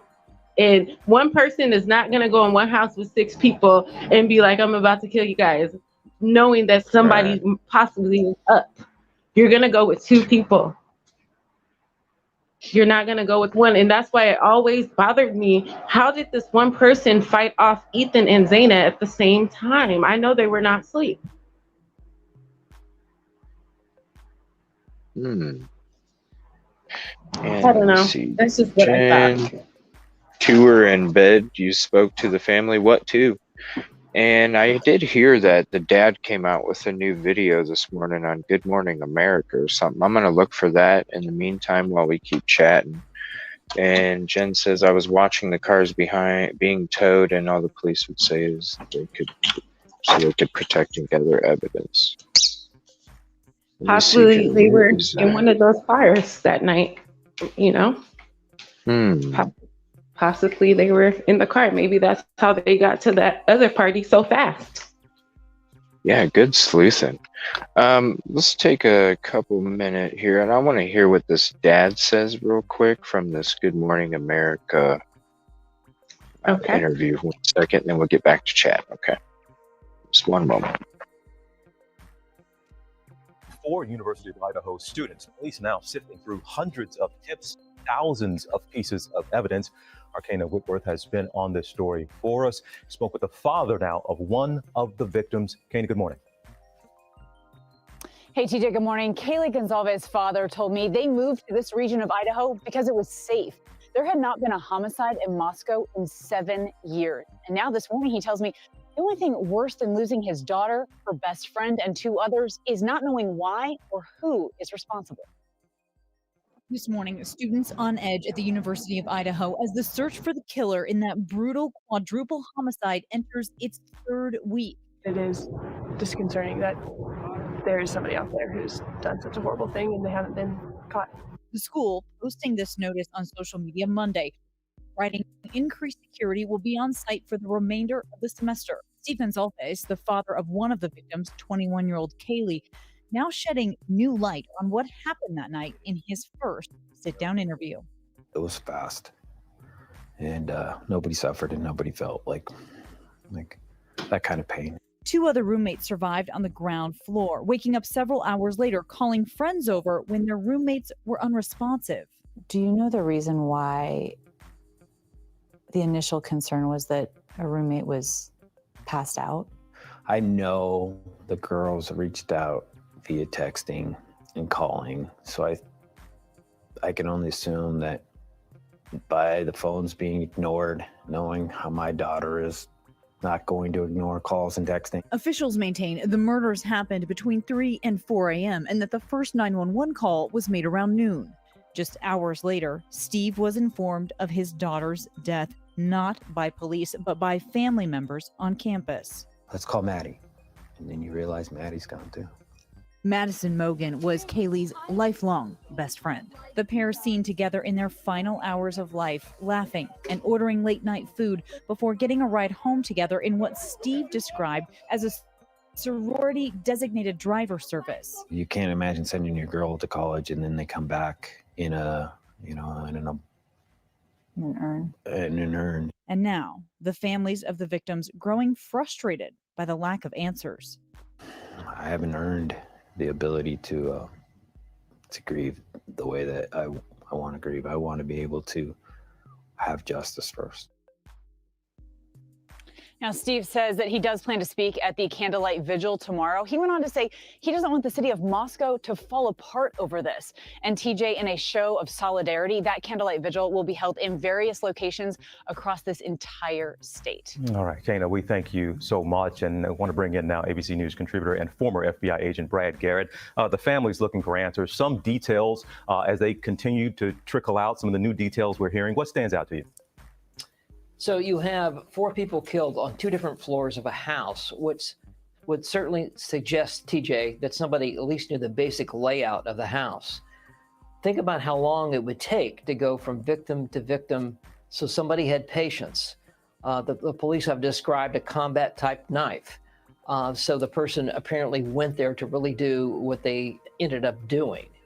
So once you've eliminated, and I assume this has happened, sort of the immediate circle, college students that are around these kids, people that may have threatened one of them, stalked them, whatever. I'm not hearing anything that supports a killer in that group. So what do you have to do if there's not an immediate connection? You have to go to sort of a wider circle. You would look at, for example, maybe or maybe not somebody older. I only suggest that because this crime appears to be very focused and the person had a comfort level in the house. And so as a result, you start looking at sort of relationships that really aren't tight with these kids. See, somebody they met occasionally, somebody that may have come to the house to attend a party. Apparently this was a big party house. And so that makes it more difficult. Less connections makes it more difficult many times to solve a crime. And you're also going to have to look, and the police have already talked about this, of similar type crimes in other parts of the country, in particular in the Northwest, which they're saying initially there is no connection, and there may not be, but you're really going to have to look at this bigger circle that I'm suggesting. A wider circle, somebody that knew the layout, some of those details, but what type of person, and somebody could argue, what kind of monster are they looking for? So if somebody that's done this before, I mean, TJ, people who do this kind of stuff get a big thrill out of doing it. Now, we don't know if it's that type of person, but that it could be something like that. The idea that you killed 4 people just tells me that this was sort of driven by something you intrinsically wanted to do, less so than maybe one student mad at another student.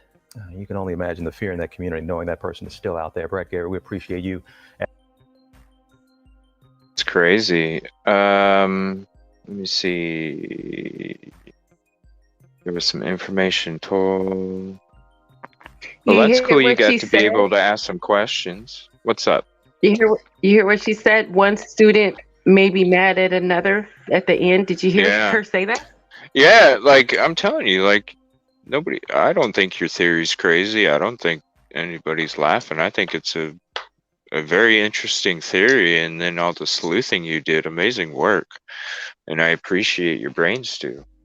Like I said, you've made me question a couple things about what I thought even. See, I always thought it was just one. Now I'm entertaining the possibility of it being two, and I appreciate your information and you coming up on here and being so respectful and everything as well. I appreciate it. It to me, it just I just don't see one person being able. I don't know. I just don't see one person doing that. Yeah, I know one person can do it, but being that these are like younger people, and you know, I just don't see one person doing that, and I don't see it being a stalker or a sicko in that neighborhood. I don't. It doesn't give those vibes to me. I don't give those vibes. You just think it was from the party. And now I'm thinking, see, I didn't even know anything about this Moose Lodge. I had no idea about it. And now it makes sense. Like, it started at the Sigma Chi, went to the Moose Lodge, then you have the 911 report right here. They left the party at 9. They got to Moose Lodge. You know, who says they didn't leave at 8:55 or something? They got to the Moose Lodge, started to party, and then that person just kind of followed them, and then they're like, all right, we've had enough. It already started here. Now it's coming here. I'm just going to call it. And then I'm wondering if them making this police report is kind of what escalated it even further. Maybe, because you know, you can get kicked out of frats and in trouble when you get into trouble with the law and things like that. You know, that can affect you being in frats. You know that. Do you say that again? I said that can affect you being in frats in college, like getting in trouble with the law and the police. It can affect your status in being in a fraternity. That's what I said. Yes, it can. Yeah, because then you're so you don't attracting unwanted attention. Yeah, and you definitely don't want cops showing up at a frat party. Right. And then another thing about it is, I swore I seen that they attended the party between 8 and 9 o'clock. They never said that they left the party for sure at 9. The report said between 8 and 9 they were at the party. Right. So that doesn't mean they stayed till 9 o'clock. They could have left there and went to the other party. Right. Yeah, 8:45, whatever. Yeah. And then got there, and then it just kind of kept following them. And then it makes sense, you know, them not, excuse me.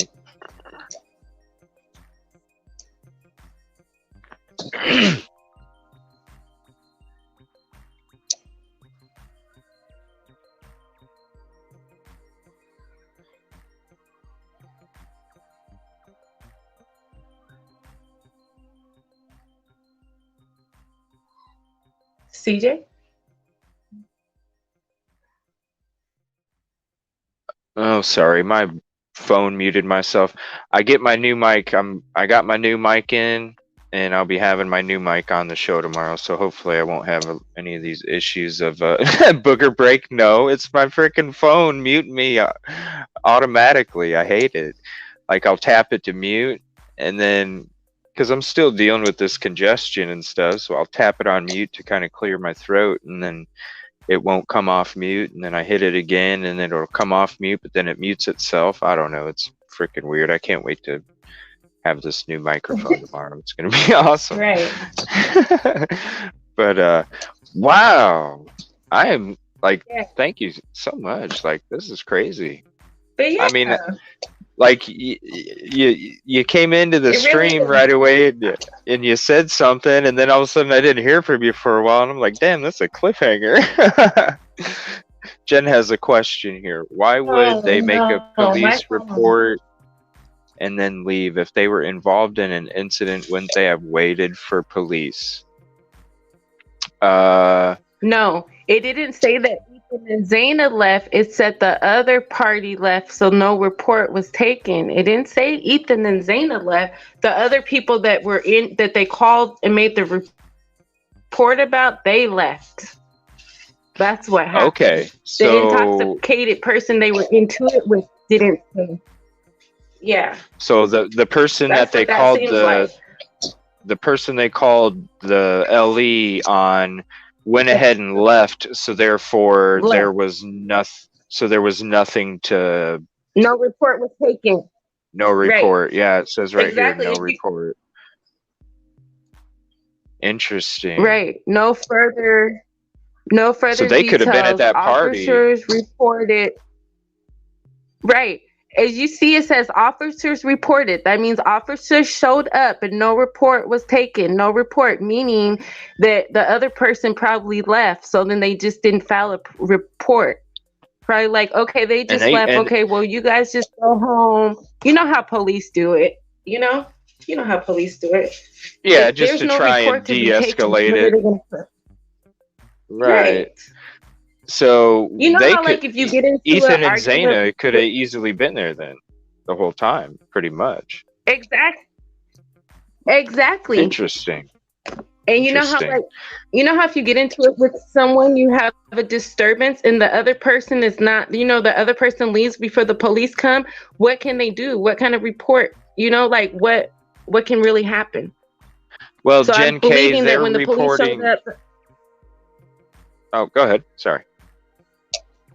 I was just gonna say, from experience, I was just gonna say when they got there and the other person was gone, you know how you're like, okay, well, they left, so it's gonna be okay, it's over. So you kind of just escalate the situation and you let it go because you feel like, okay, Right. they left, we're leaving, it's gonna be okay. It's kind of like that the Gabby happens every Petito day. stuff.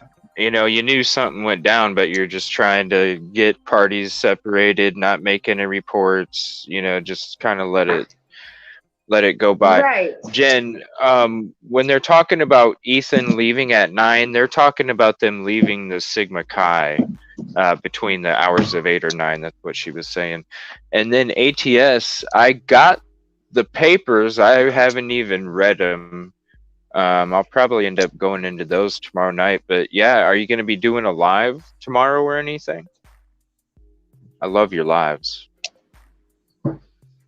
I feel so bad though. This week I've been so busy at work. I haven't been able to even watch chat or anything. I've been so busy this week. Hey, Shapeshifter Gaming, how you doing? Thanks for hopping on Twitch. And if you're on YouTube, go ahead and search me at EvilleCJ and come join the show on YouTube. Thanks for joining on Twitch. Yeah, let me know if you're going to be doing a live ATS. She said that she just got done reading the Richard Allen stuff, so I'd love to, like Kelt said, I'd love to hear what you have to say about it. All right, buddy. Thank you.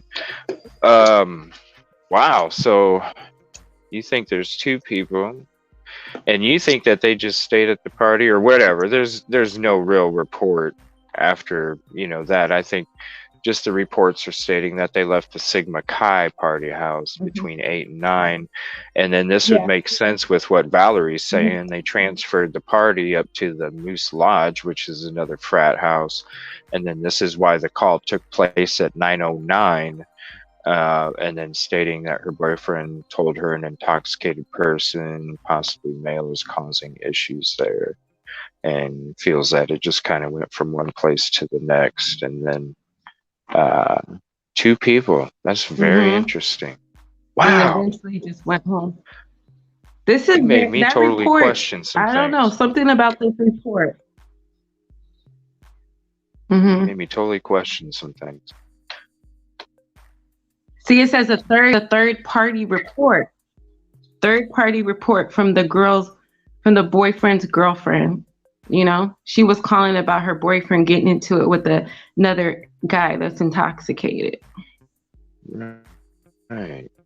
The girl called. See something here. But it was about her boyfriend and another guy getting into it.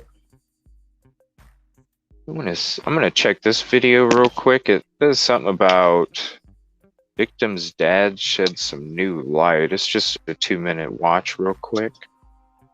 Just check this one out real quick and we'll be back in 2.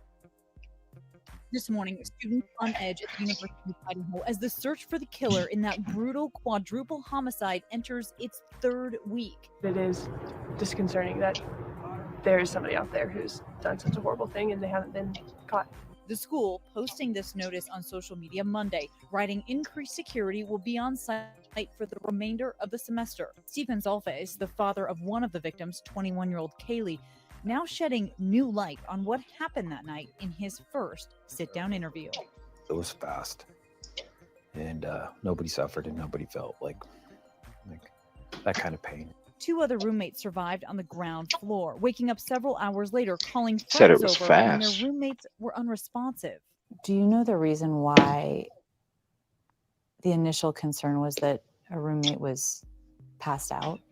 I know the girls reached out via texting and calling, so I can only assume that by the phones being ignored, knowing how my daughter is not going to ignore calls and texting. Officials maintain the murders happened between 3 and 4 a.m. and that the first 911 call was made around noon. Just hours later, Steve was informed of his daughter's death, not by police, but by family members on campus. Let's call Maddie. And then you realize Maddie's gone too. Madison Mogan was Kaylee's lifelong best friend. The pair seen together in their final hours of life, laughing and ordering late-night food before getting a ride home together in what Steve described as a sorority-designated driver service. You can't imagine sending your girl to college and then they come back in an urn. And so the families sad. of the victims growing frustrated by the lack of answers. I haven't earned the ability to grieve the way that I want to grieve. I want to be able to have justice first. Now, Steve does say that. Wow. I know. This is the Moose Lodge. I'm going to click on this real quick. There was like something on the Facebook, fraternal organization. There was some kind of Facebook group on there. Let's see if I can find it here.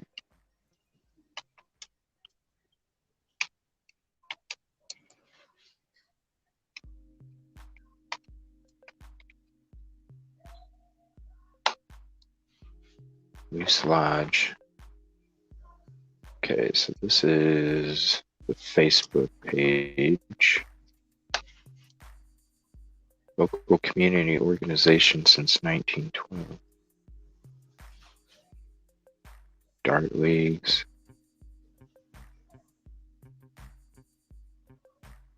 See this? It looks to me like it's one of them.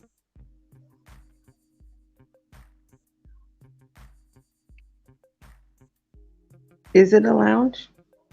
Yeah, Moose Lodge, Moscow Moose Lodge. Is it a lounge?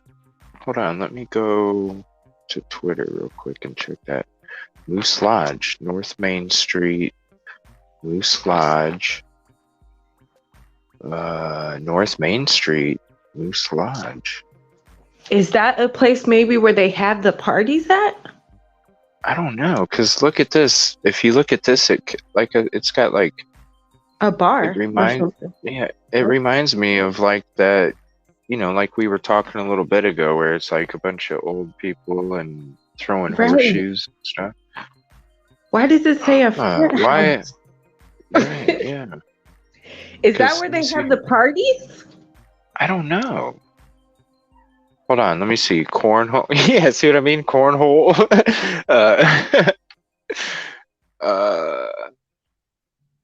Hang out with the bartender on Saturday. What? Cornhole tournament. Let me see here. Let me go back. October 28th. Let me see. Was this like a Halloween? Brat bun, potato salad, and Kahlua cake. Oktoberfest. Huh. I don't know. I don't know what to think of this Moose Lodge. It's weird, right?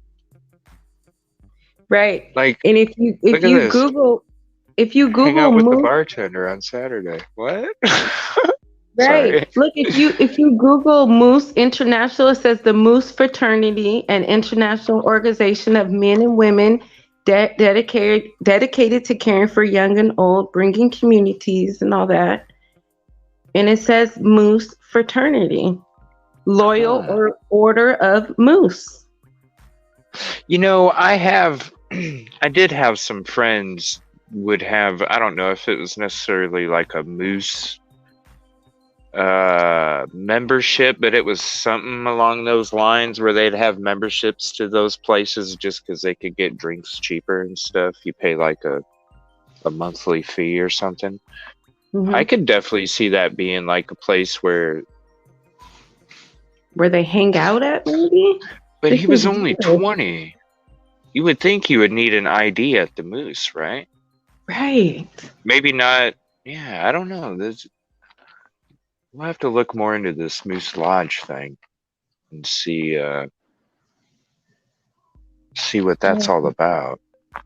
That's interesting. And it says open. It says open now. It says it's open now. Oh, wait a minute. Hold on. It looked like it was in a different spot. Where was I just at here? Oh, crap. Here, let me go forward. There's a map. See, now I thought the location was up here. Hold on, let me look this up again. Make sure I have it correct. Let me go to my Google Maps. 210 North Main Street, right? Mm-hmm. 210 North Main Street. Okay, there's 210 North Main Street. So that is the... Let me see something here. Let me zoom in. Throw Google Guy down there. And someone said, I love being a member of the Moose. We do a lot of good things for our community.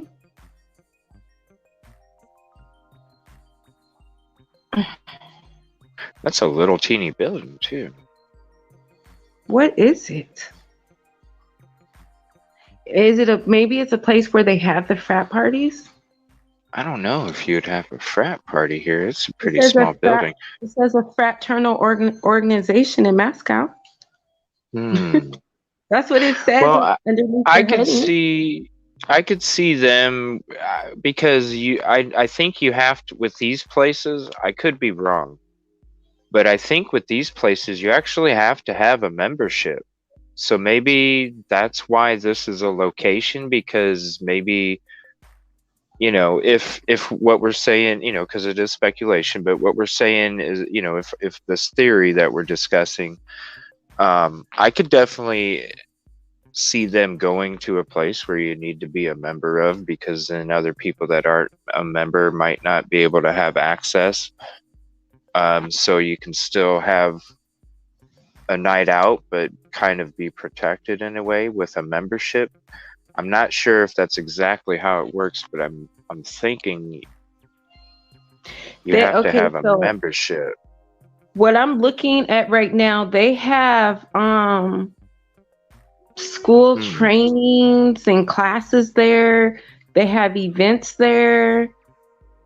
Really? They have a lot of things there. They said people rent this place out. Oh, so it's like a rental hall too.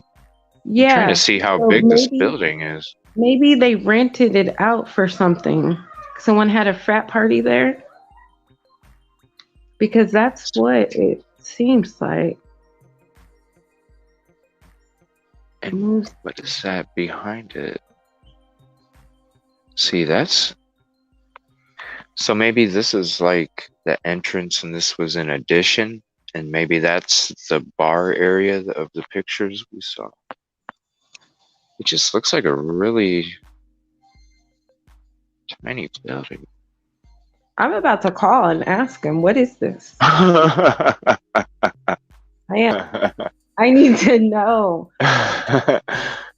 Wow, good work. Let's go. Oh, hell no. Live. Thank you for calling the Moscow Moose Lodge. This is Dawn. Can I help you? Hi. We're new in town. Is this a bar for college students right here for the fraternity? Well, we are a social quarters. This is the Moscow Moose Fraternal Order. We do accept college students. What bar in particular are you looking for? Okay, I just heard about this, that a lot of the frat and college students go there. Is this true? No. No. You're probably talking about the Corner Club. Okay, so the Moose Lounge, this is not a frat or anything like that. The Moose Lodge is right next door to the Corner Club. Oh, this isn't the Moose Lounge? No? Yes, this is the Moose Lodge, and this is a fraternal order, and that we do have a social quarters, and we do cater to college students. Okay, so you're next door to the Corner Club? Yes. Right next door? Yes, we are the big red brick building. The Corner Club is the small gray building on the corner, and that's where most of the college students, the frats, the sororities, the football players, basketball players, they hang out in the Corner Club.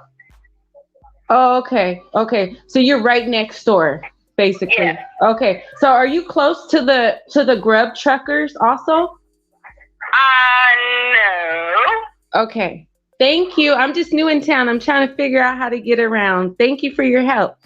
Oh, you're quite welcome. Have a good night. You too. Okay. Wow, I've never noticed that. It is. It's right next to it. Right next to the Corner Club where Kaylee and Maddie was. Did you hear her?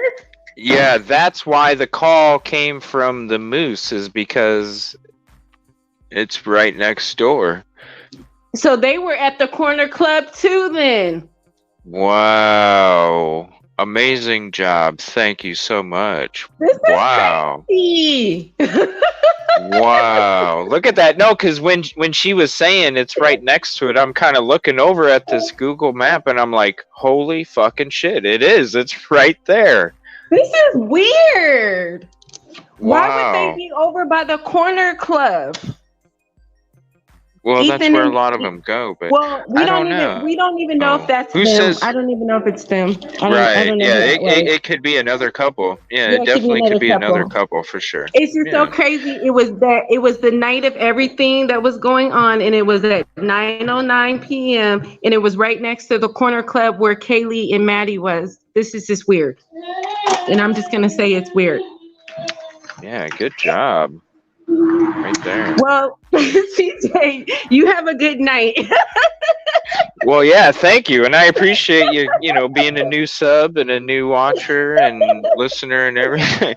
Wow. Right. Yeah, I'm trying thank to you. crack Thank the you so case. much. Yeah. Well, and good luck on your shows later. I won't be able to watch it. Like I said, since I started my show a few weeks ago, there's some creators I haven't been able to really watch that I used to at nighttime just because I've been doing my show and stuff. But I'll definitely check out the replay and let me know if you make an appearance and all that and where you're at in the show, and I'll definitely go give it a watch and a listen and leave a comment and stuff. And I just want to thank you, and I appreciate you so much for being so kind, respectful, and thoughtful being up here. I really, truly appreciate it. Thank you so much, Valerie. You're welcome, CJ. I'll be back tomorrow to talk to you in the chat or whatever, okay? Alrighty. Yeah, thank you. And Thank you, Kid Kitty, that everybody. was, yeah. Oh, sorry, You guys have go a good ahead. night. I was just going to tell everybody in the audience, just thank you for listening to all of my craziness. Oh, no, thank you. Like, it's good sleuthing. There's a lot of interesting information. Thank you for sending me the information as well. And yeah, I definitely can't wait to have you back in the show. Thank you so much. You're welcome. Good night. Have a good night. Kid Kitty, that was Valerie. She just subbed yesterday.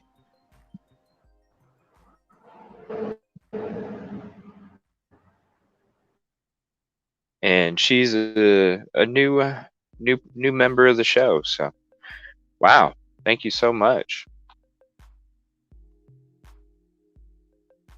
Did ATS say she was having a live tomorrow? Didn't catch that. I'm curious what she thinks about the Richard Allen stuff. Since, you know what, let me go ahead and go through these articles real quick. I do want to watch. There is a new Crime Talk that I want to check out real quick, and then I'll pull up these Richard Allen papers, just so we can all kind of take a look at through them together real quick. Let me see here. Wow, thank you so much, Valerie. And then if you want to hear the beginning of everything, just go ahead and watch the replay, Kib Kitty. I think it was maybe 20 minutes or something into the show where she popped on. Yeah, that's... I mean, amazing call, like, to get that information and clearing that up. That was awesome. And then playing it over the stream too. That was, I appreciate that, so we could all hear what they were saying as well. Let me see, where's that Crime Talk video? And there is a new News Nation one. Let's check this one out real quick while I find that Crime Talk video. 1 second. Some perspective on this. In Jason Jensen. Yeah, that was awesome, Kib Kitty. Wow, definitely go back and watch the beginning. So we just heard from the prosecutor there in Brian's piece. He says this case could break open, you know, at any moment. But how concerning is it? How unusual is it to not have a suspect at this point?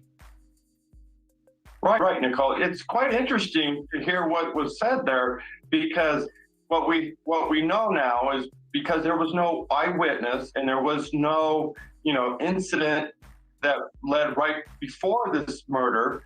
We know that it's going to fall back on forensic, and that's going to take time because, you know, they collected a lot of DNA, they collected a lot of blood stains and stuff to process, and to identify somebody that route, it's going to take a lot of time compared to if there was an eyewitness or if some incident occurred right before this. So Jason, we just heard Brian give us that little nugget there at the end where they were saying that this appears to be a targeted attack, but they don't know which of these 4 victims was being targeted. So what do you take from that? That seems interesting.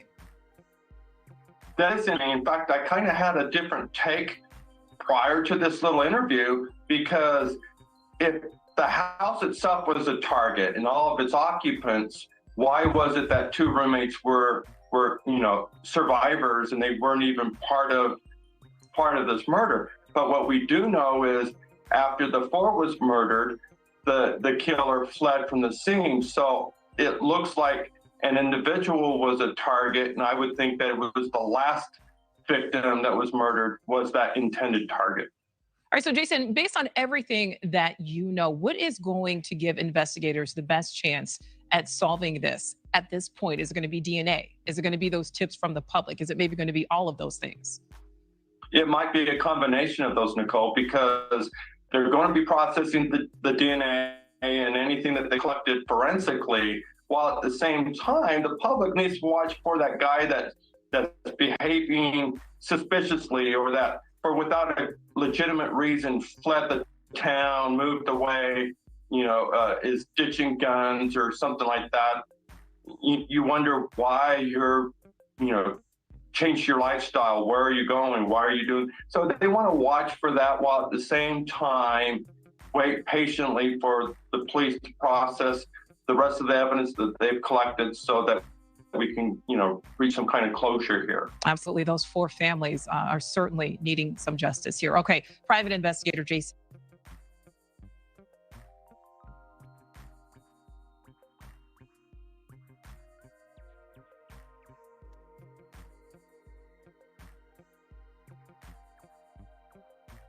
All right, and before I switch to the Richard Allen papers or actually the Crime Talk video first, I again want to mention Justice Serve Daily. I'll put her link in the chat. So if you're not following her yet, please do. Give me 1 second. Let me throw that link up there.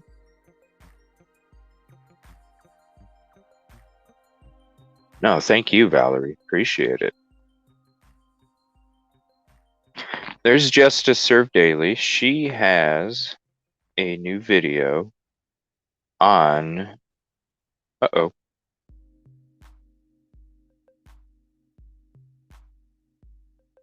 Oh, it was just there a little bit ago. What happened? Oh, it's a live. Okay. I don't know why YouTube does that. You have to go to live to see all my shows too. I don't get that. But yeah, she's got a new video here on the Richard Allen release of probable cause affidavit. She does amazing, especially when it comes to this Delphi stuff. Definitely amazing. I want to throw another link out there of another creator that's in here as well that does touch on the Delphi stuff also.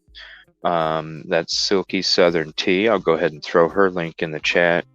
And then also another creator that is amazing when it comes to a lot of this content as well is ATS, and I'll throw her link up there too. So there's all the links right there. Now, I am going to go to the crime talk real quick.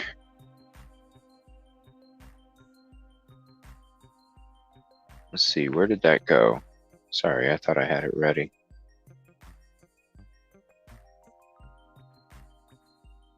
All right, let's see what they got for the new video here. Let's see.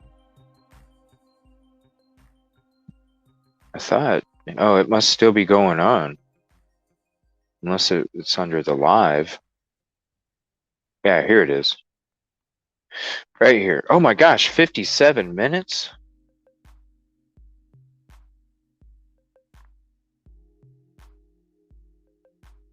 I'm not going to watch the whole thing.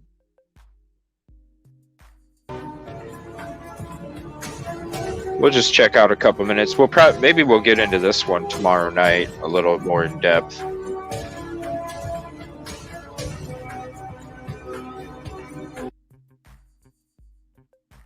Oh, it's not separated. Okay.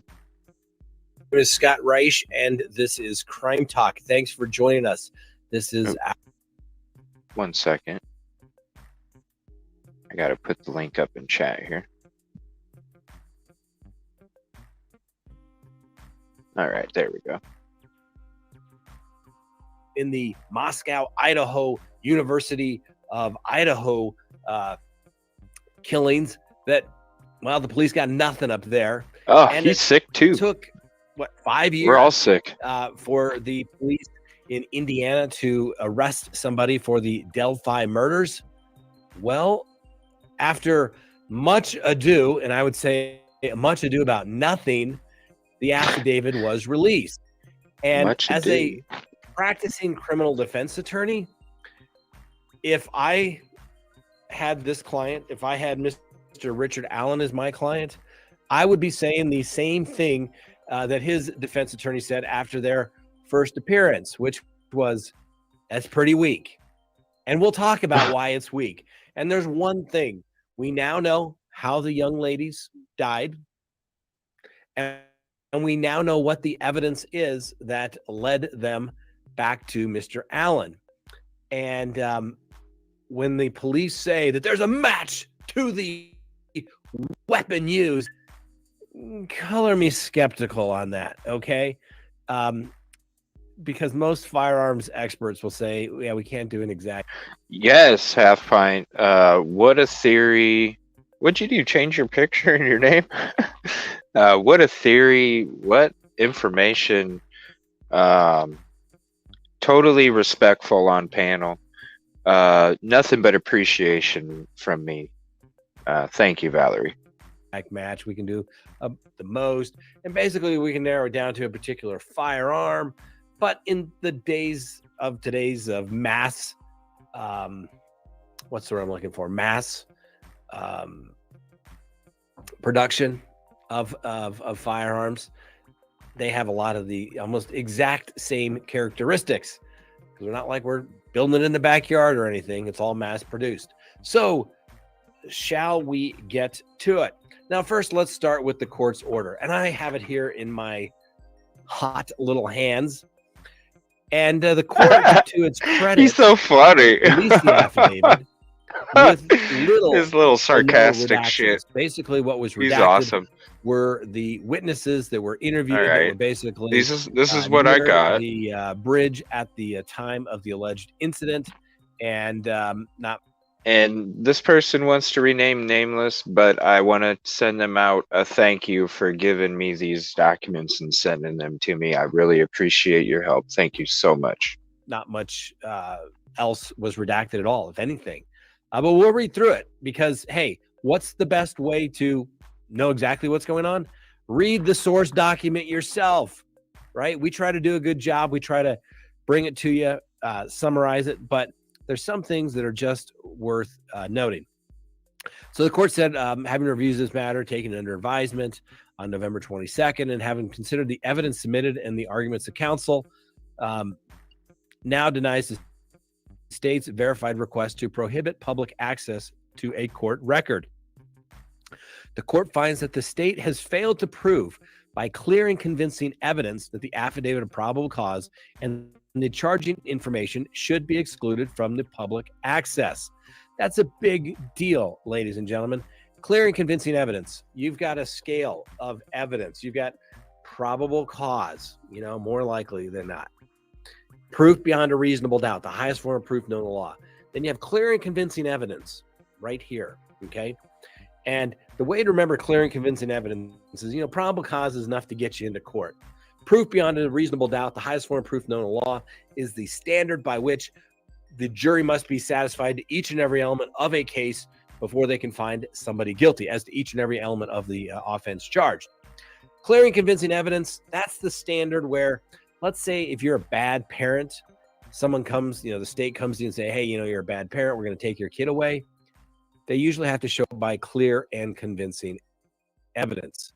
So you can have your children taken away easier than you can have your liberty taken away in the United States. Not necessarily a bad thing because, we're talking about people's liberty. You can always go see the kids when they turn 18. You can't give somebody their freedom back. So the judge, who I had a good feeling about in the sense that she was going to be fair and follow the law, and I frankly don't understand what the previous judge, what was the guy's name? Judge Diner? This is what he got all freaked out about? Are you? Oh my gosh. Unbelievable. Unbelievable. The court order goes on. He's so sarcastic. The public interest is not served by prohibiting access, and that the protection and safety of witnesses can be ensured by redacting their names from the affidavit, and that the defendant's personal information can be removed from the charging. So is he going to read this out? Boom. I'll read it out See, tomorrow. that's the problem with courts. Boom. Oh, we got to protect witnesses. No one's going to go harm any witness. I mean, you have to have some pretty specific evidence to say they're going to be harmed, actual threats. Okay. The sarcasm. So the judge says, we'll just redact the name. Oh, so you read it already, half point? You said it, half pint, you said it's weak? His sarcasm, I just love it. I love his opinion. I respect his opinion. He seems like like a gentleman. And some of his little sarcastic innuendos and stuff are just hilarious. So you think it's weak, huh? Interesting. Now I heard something about a bullet or something. What? I didn't even really get into this half pint. I haven't even really checked it out or even watched anything on it. Can you give me just a couple tidbits of information you thought was important that was in these papers? What you think? Problem solved. And yet the prosecution was like, no, we can't do that. And the public, we're saying, we have a right to know. We have a right to know if our judicial system is working properly. Is it fair? Did they get the right guy? Or maybe they didn't. It says the court notes that the prosecuting attorney submitted charging information and a probable cause affidavit at the November 22nd, 22 hearing. That was redacted, eliminating the witnesses' names and identifying personal information of the defendant. Those documents will be released to the public and made a part of the record of this time. The original charging affidavit, probable cause, shall remain sealed. It can be done that way. We don't live like China or Russia, where they take care of things in some back room and the decisions were already made. Oh, in the name of public interest, public safety, we must not let the little peasants know what's going on out there. Oh my God. No. We're not going to do that. So, this dude cracks me. And then the court filed 2 counts. Count 1, it says Nicholas McClellan, he's the district attorney, being first duly sworn upon his oath. It says that on or about February 13th, 2017, in the county of Carroll, the state of Indiana, Richard M. Allen did kill another human being, to wit, victim 1, Oh my Lord, or attempting to commit kidnapping of victim 1.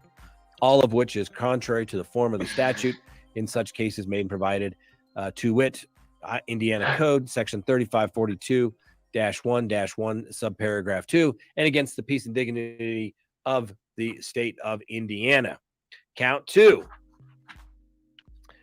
Same thing. Nicholas McClellan, being first duly sworn upon his oath, says that on about February 13th in Carroll, in the county of Carroll, state of Indiana, Richard M. Allen did kill another human being, to wit, victim 2, while committing or attempting to commit kidnapping of this victim guy. 2, all against the peace and dignity of the people of the state of Indiana. Now, that right there, ladies and gentlemen, is the charging He's document. on a. That is the What is he on tonight? elemental offenses that the prosecution must prove. So the DA alleges that Hold on. February 13th, We gotta pause it. 2017 in the county. We gotta pause it real quick. I wish you'd give me a heads up, Scottish Queen. You always do this shit. Breaking news. I hope you're feeling better, Scottish Queen. Prayers, wishes, and thank you for popping in. You definitely gotta watch the replay, Scottish Queen. We had Valerie up on panel tonight. Wow. Amazing information, amazing theories. You'll definitely have to check out the beginning of the replay for sure. Thank you for hopping in, though. We appreciate it. We hope you're feeling better and you get to feeling better, okay?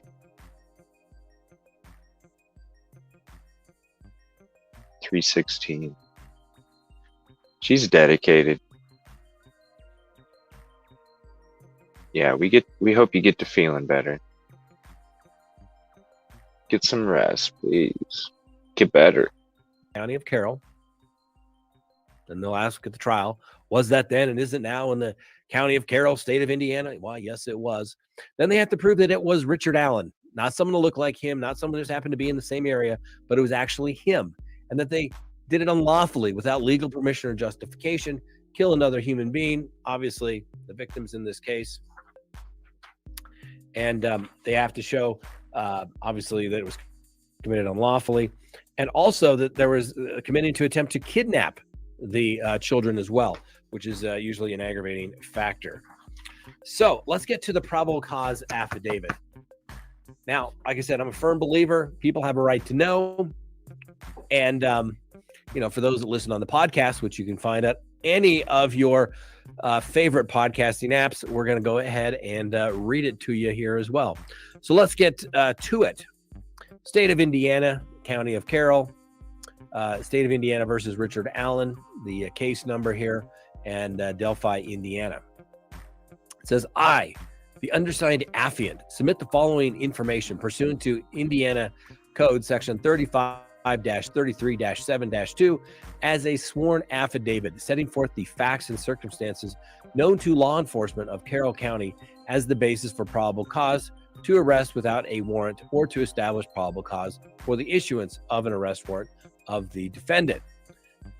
That the facts and circumstances described below would be sufficient basis for a person of reasonable caution and prudence to believe that the accused has committed or attempted to commit the offense as described, and that if arrested without a warrant, such would be authorized in accordance under Indiana Code Section 35-33-1-1, which is commonly referred to as a warrantless arrest.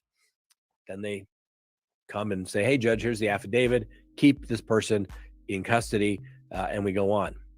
It says that the hearsay statements of witnesses contained herein are considered reliable and credible due to the witnesses' personal knowledge and corroborated by the totality of these circumstances.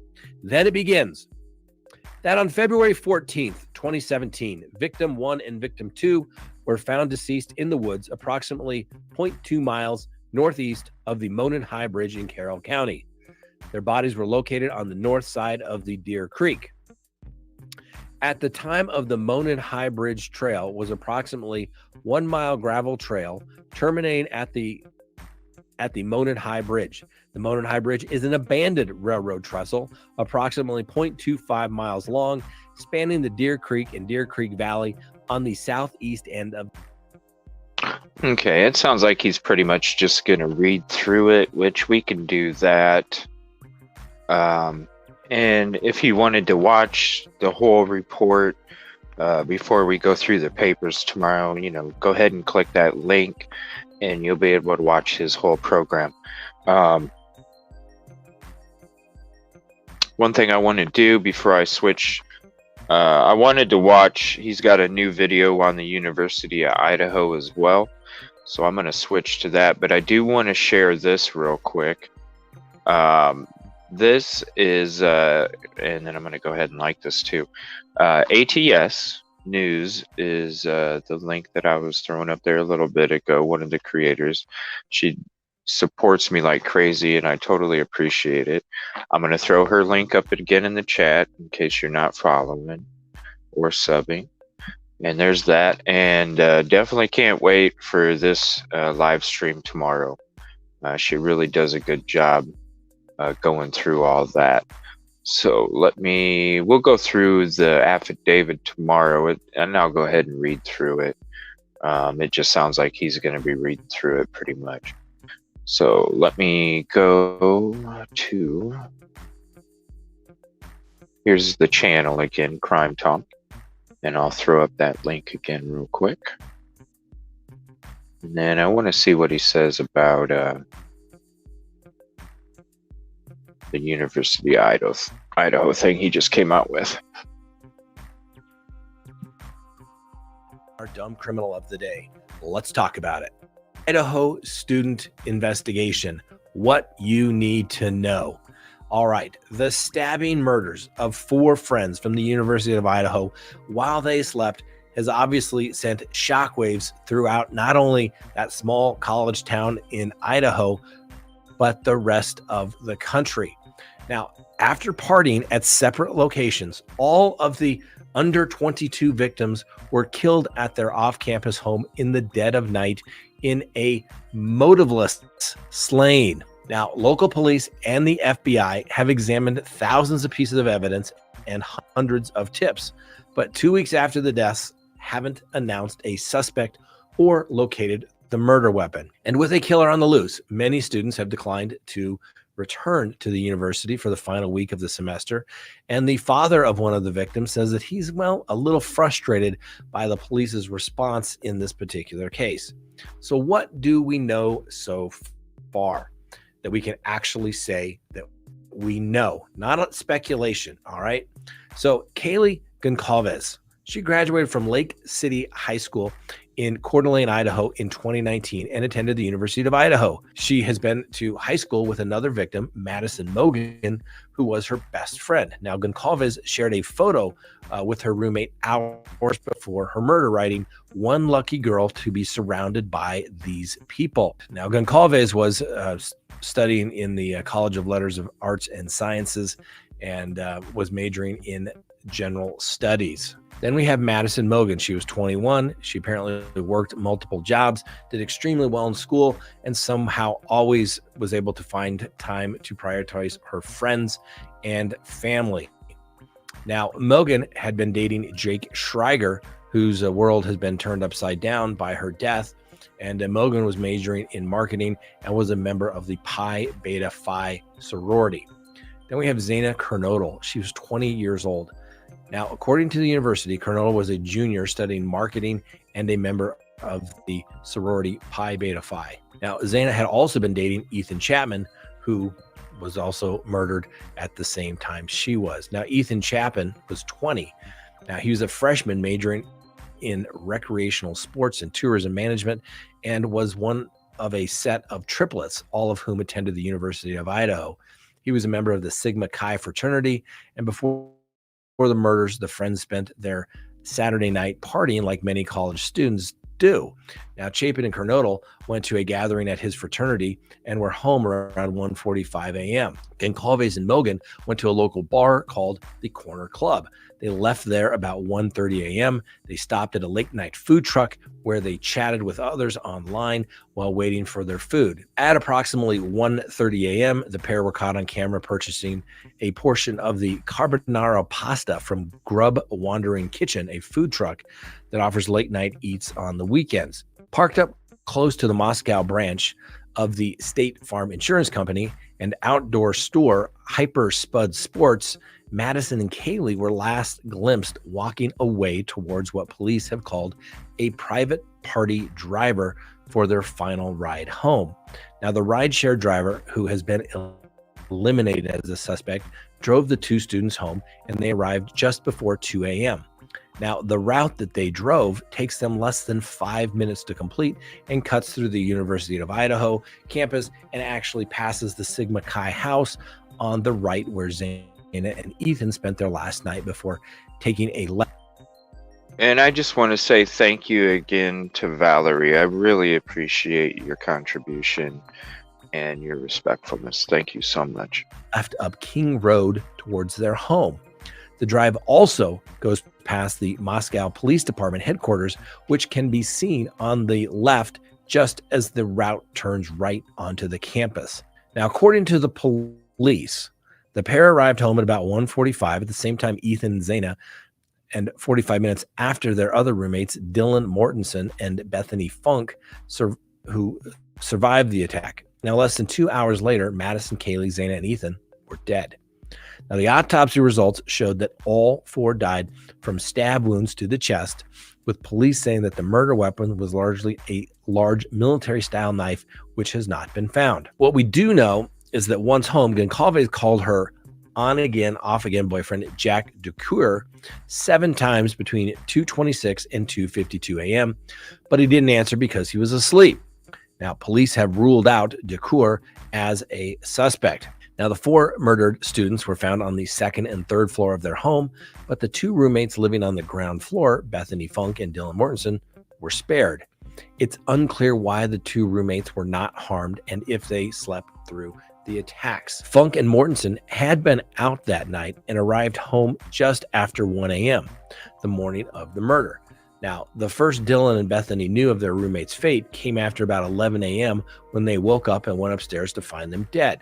Neither had spoken publicly about the murders, but have showed off matching tattoos to commemorate their fallen friends. It has also emerged that murdered roommates Kaylee's dog, Murphy, was at the house when the police responded about midday. However, authorities have not confirmed if they believe the dog was in the house at the time of the homicides. And police have yet to locate a murder weapon, as we noted, but they are believed to be seeking a fixed blade knife, possibly a K-bar styled combat knife. We can show you a picture of one of those. Now, the Moscow Building Supply General Manager, a guy by the name of Scott Judas, has said that police officers stopped by the retailer a few times in the week following the murders to ask if they had sold any knives of that type. They didn't sell that particular K-bar style knife. Now, police have noted that they have processed more than 1,000 tips, collected 103 pieces of evidence, conducted almost 100 interviews, and taken more than 4,000 photographs of the crime scene.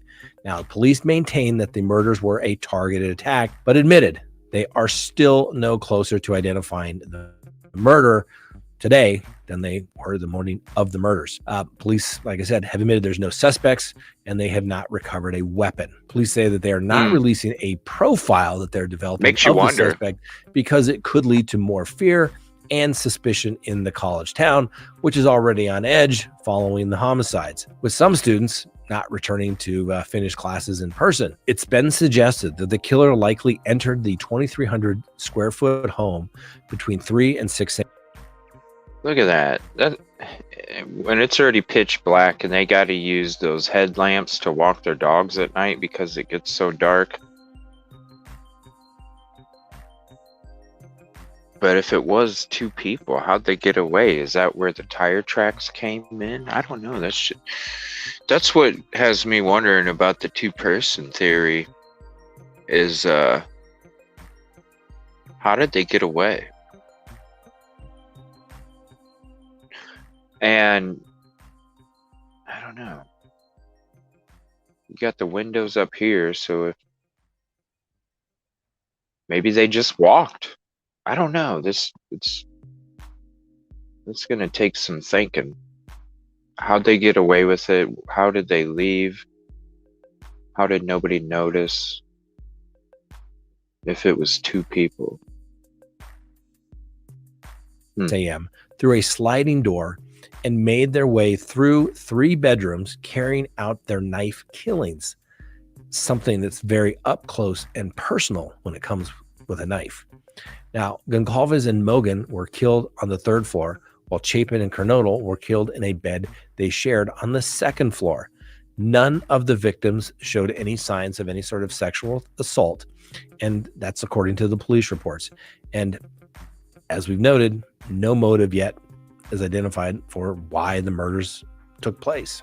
So the police don't know who's responsible for the killings, but they have ruled out a slew of suspects, including Goncalves' ex-boyfriend, Mr. Decour, the man seen with Goncalves and Mogan at the food truck, the person who drove the 2 girls home, the surviving 2 roommates, Mortensen and Funk, and the victims themselves, as there is no evidence of a murder-suicide, and the friends summoned to the house by the surviving roommates on the morning of November 13th. Now, rumors have circulated that Goncalves had said that she had a stalker, but police have been unable to substantiate that claim. And police have taken a little bit of heat for their lack of development of leads in this particular case. They've also waffled on their communication to the public, first saying they didn't believe there's an ongoing community risk, even though they kind of walked that statement back a little bit, because obviously the community is at risk because somebody committed 4 homicides and they haven't been apprehended. I would say that's a risk. Police also said that they don't know if the murderer fled or is hiding in plain sight there in Moscow, Idaho.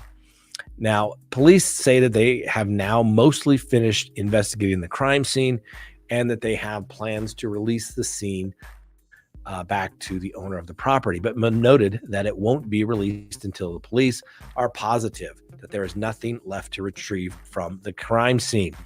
That's right. They have to collect things of evidentiary value. And sometimes collecting nothing is something of evidentiary value. I know. Yes. Particularly for the defense in this particular case. Now, most of the police work is being done behind the scenes. Specifically, the crime lab testing is taking place. Now, police have done 150 interviews that they've stated, and the information that is being received is building what they believe to be the whole picture. Obviously, since they don't have a suspect at this time and they don't have a weapon or an eyewitness, it's a little difficult to figure out exactly what happened. So, since the police don't have that witness, they have to try and build what is the picture of what occurred on the night. They have to look at the... All right, remains that were found in the landfill in Georgia confirmed to be Quentin Simon. That's right, the FBI has confirmed that the bones found in the Georgia landfill are those of missing toddler Quentin Simon. The 2-year-old was reported missing last month, and his mother was arrested last week on charges including murder. Now, detectives were searching the landfill after they suspected the little boy's body was placed in a dumpster, and the FBI used DNA analysis to confirm that the bones belonged to... You know, I was watching one program, and they said it was like 5% chance. What an amazing job. Like for how long they were there. What an amazing job. I mean, and that can't be healthy, being out there with all them toxins and chemicals and, you know, who knows what kind of viruses and organisms and all sorts of stuff, you know, they're out there dealing with. What an amazing job. To 20-month-old Quentin. Police arrested Quentin's mother, Leilani Simon, on charges of malice murder, concealing the death of another person, false reporting, and making false statements involving her son. Now, Simon called police on October 5th to report that her son was missing from his playpen in their home just outside of Savannah, Georgia. The remains that were determined to be Quentin's were found in a landfill on November 18th. Now, Leilani was the prime suspect in the disappearance and death of the 20-month-old child. Child Protective Services had also removed her 2 other children from her custody on October 12th. Now, Quentin's mother had lost custody of him and his brother and had just been ordered by the state to start paying child support when Quentin vanished. A week beforehand, she was told she'd need to cough up $150 a month for the boys. And well, if one of them had passed away, that bill would be reduced by $50. On October 5th, Quentin's mother claimed she woke up at 9:30 a.m. and found the door to the house open. Quentin, she said, was nowhere to be found. Now, his stepfather, Daniel Yunkin, told police he last saw the boy at 6 a.m. that morning. The family quickly fell under suspicion for obvious reasons. Quentin's babysitter immediately voiced her concern over his disappearance. The babysitter said she thought it was strange that hours before he was reported missing, she was told not to come to work that day to look after him. It's almost like mom knew something, wasn't it? Well, last month, Simon's mother, Billie Jo, shared her theory on the case and much more in a bombshell conversation with the child's biological father, Henry Bubba Moss. Now, in the audio recording, which is about 11 minutes long, Billie Jo could be heard saying, "I feel honestly and frankly, Bubba, I'm not going to lie to you. I feel like there was an accident.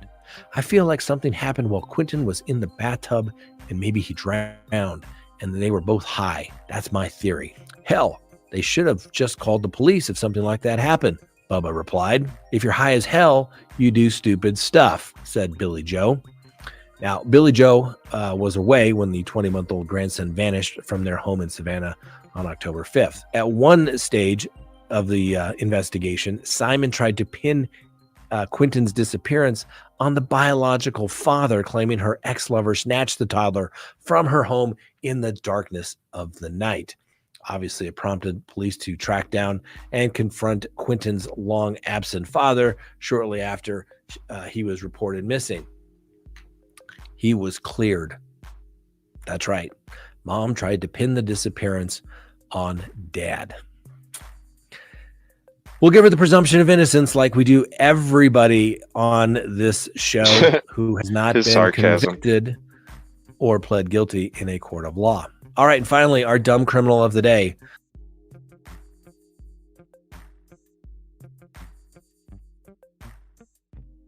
I always love his videos.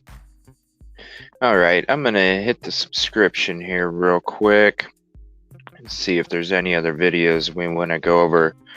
There is a couple other ones that I do want to check out before I end the show. Let me see here. Minute count. Minutes count. Let's I do want to go to this one real quick. There's a couple I want to check out here first. There is a lot of fear in that community from students, parents who have students at that school, people who live in don't Moscow. forget to please like I'm this joined now video. by former FBI agent Jennifer Thank you. Coffendoffer. Jennifer, thank you as always for being with us. Police have a very delicate balance here, a line to walk between not compromising their investigation and sharing too much about the evidence and what they know, but also reassuring the public that we're on the case, we're looking, and we're doing our best to keep you safe.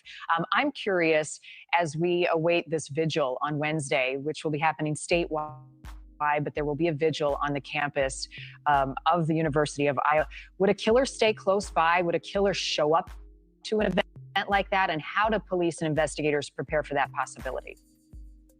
I think in this situation, it is very likely and certainly possible that this killer would go to this vigil. I think this killer is a part of the community.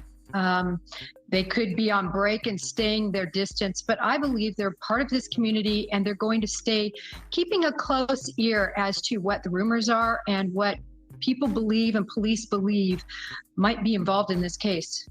And it's the University of Idaho. Excuse me, I misspoke and said Iowa there. Is it possible that police have a person of interest, have a suspect, but they're not sharing that yet?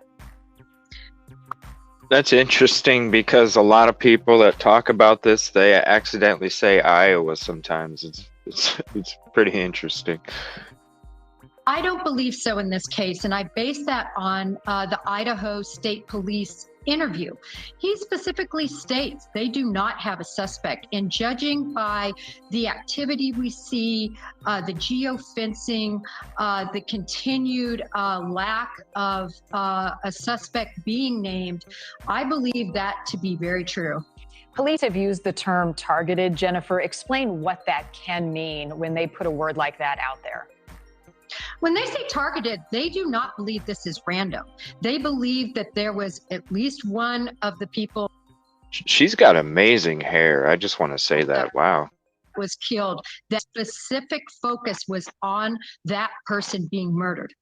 Do you think it's likely they know who the main target was and they're not sharing that?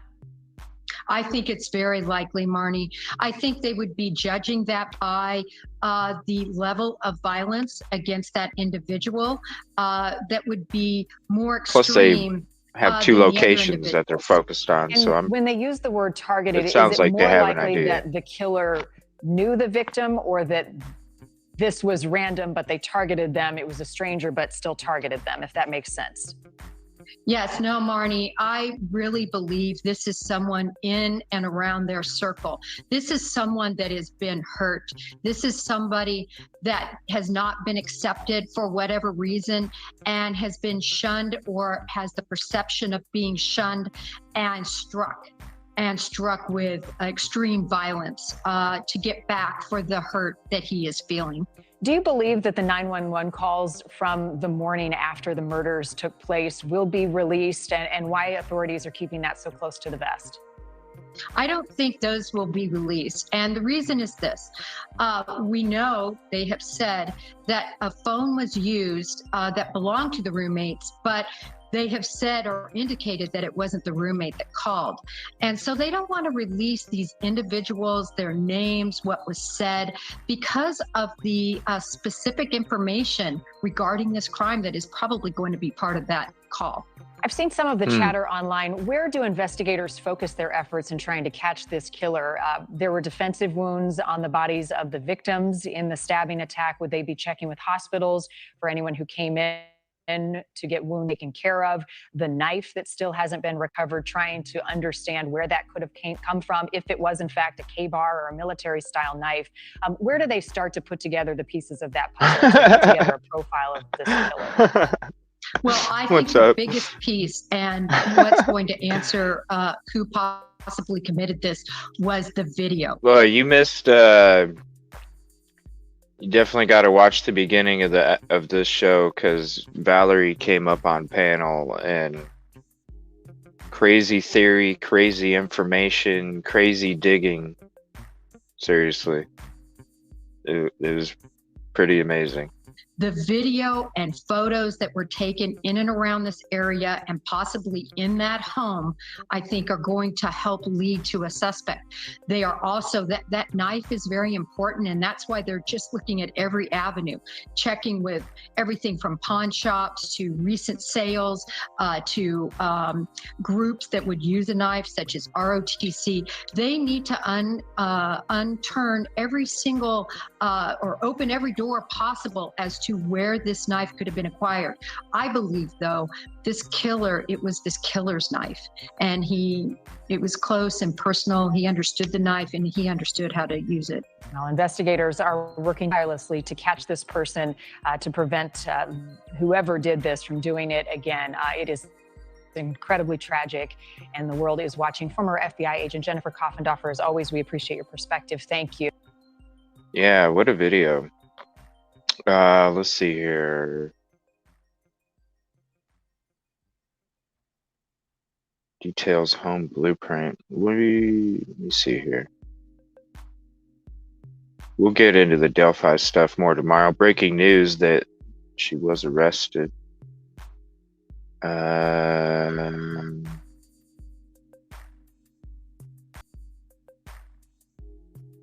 I want to go to this one and then that one. Let me see. Where was that one at? But yeah, there has been an arrest now. Where's that at? There it is. I want to assure you, first off, that the loss of Xana, Kaylee, Madison, and Ethan remains the highest priority for the Moscow Police Department. We will continue putting all of our resources into investigating. Oh, we already went through that. Okay, We do an well that's in-depth cool. analysis of the crime scene where 4 University of Idaho students were heck? found murdered. Whoa. What does the house Whoa, layout tell delay us about here. what happened? Oh my gosh, what the hell? Freaking delay.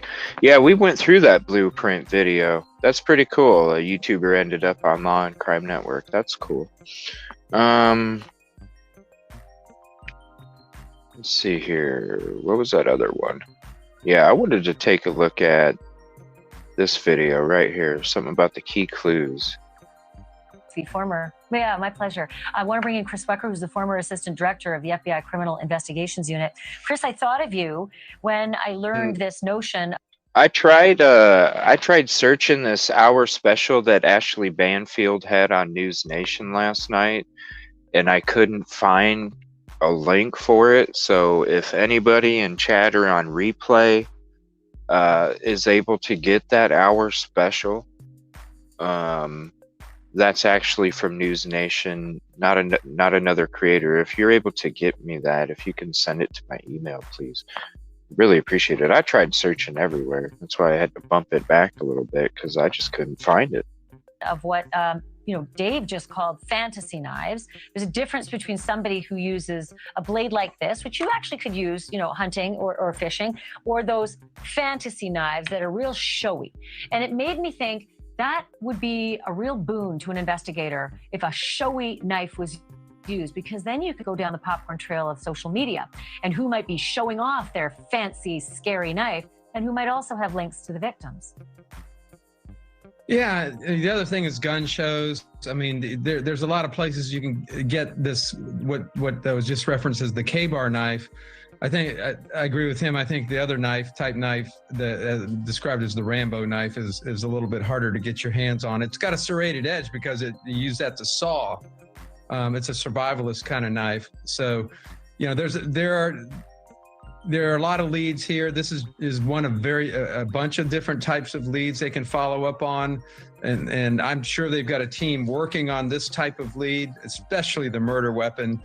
I find I'd be incredulous if they weren't checking these websites out where you can get these types of knives, or the gun shows or the gun shops or the specialty shops where you can actually put your hands on these knives.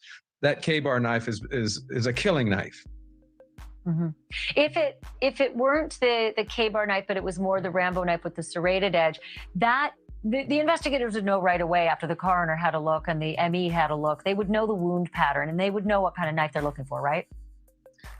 I would think so, forensically, because the the Rambo knife, or what's being described as the Rambo knife, has a serrated edge on it. Again, that's for sawing things.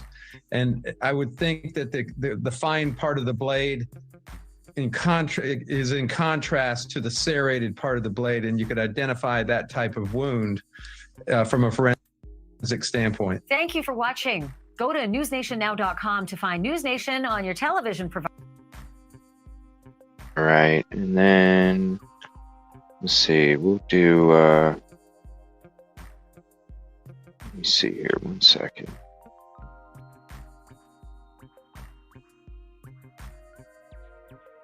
There was one more I wanted to check out here, and then we'll be ending the show for this evening. And then I should be on by 7, but I just in case, I have any issues trying to set this mic up and stuff. It might be pushed back just a little bit later. But I'm sure I'll be able to. Let's see here. And then we'll get more into the Delphi stuff tomorrow. I'll read over the affidavit. If you wanted to watch that, we got Crime Talk. Again, Justice Served Daily did a great video on it as well.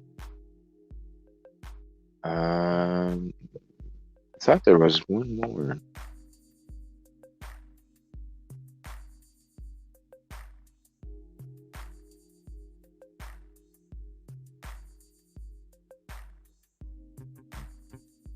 Oh yeah, I did want to check this one out real quick. He's asking for a change of venue. Richard Allen is, so it might be, the case might be going to a different city. Where's the volume? Broke that news on television and online this morning. My teammate's Cody Fisher has the detail. This is the 5-page request to have Richard Allen's trial for the 2017 murders moved at least 150 miles away from Carroll County. Now, Richard Allen's attorneys list 25 bullet points to back up their reasoning. The main argument made in the filing is that the jury pool in Carroll County is already tainted by the extensive amounts of media coverage locally and nationally.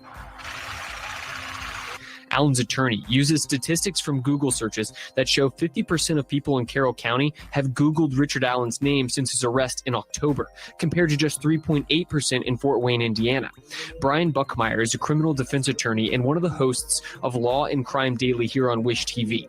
He says the amount of media coverage surrounding the case could impact the trial if it's kept in Carroll County. That can make it very difficult for finding a jury at a start point, and then even more difficult if a jury is found to find a fair trial. Allen's attorney also argues that the jury pool in Carroll County has been tainted because many of them were already interviewed as part of the investigation. He also claims the amount of law enforcement needed to protect Allen in Carroll County would distract any future jurors from being impartial during the trial. Indiana University law professor Jody Madeira looked at the court filing by Allen's attorney. I do think 150 miles is sufficient for a change of venue, and I felt the information in the motion was actually very persuasive. The 150-mile radius would exclude most of the state of Indiana, except for a few counties in southern Indiana, if the judge in the case grants the motion. Whoa, no way. So it excludes all of that area. So that basically leaves these 5 counties for being a location for the trial.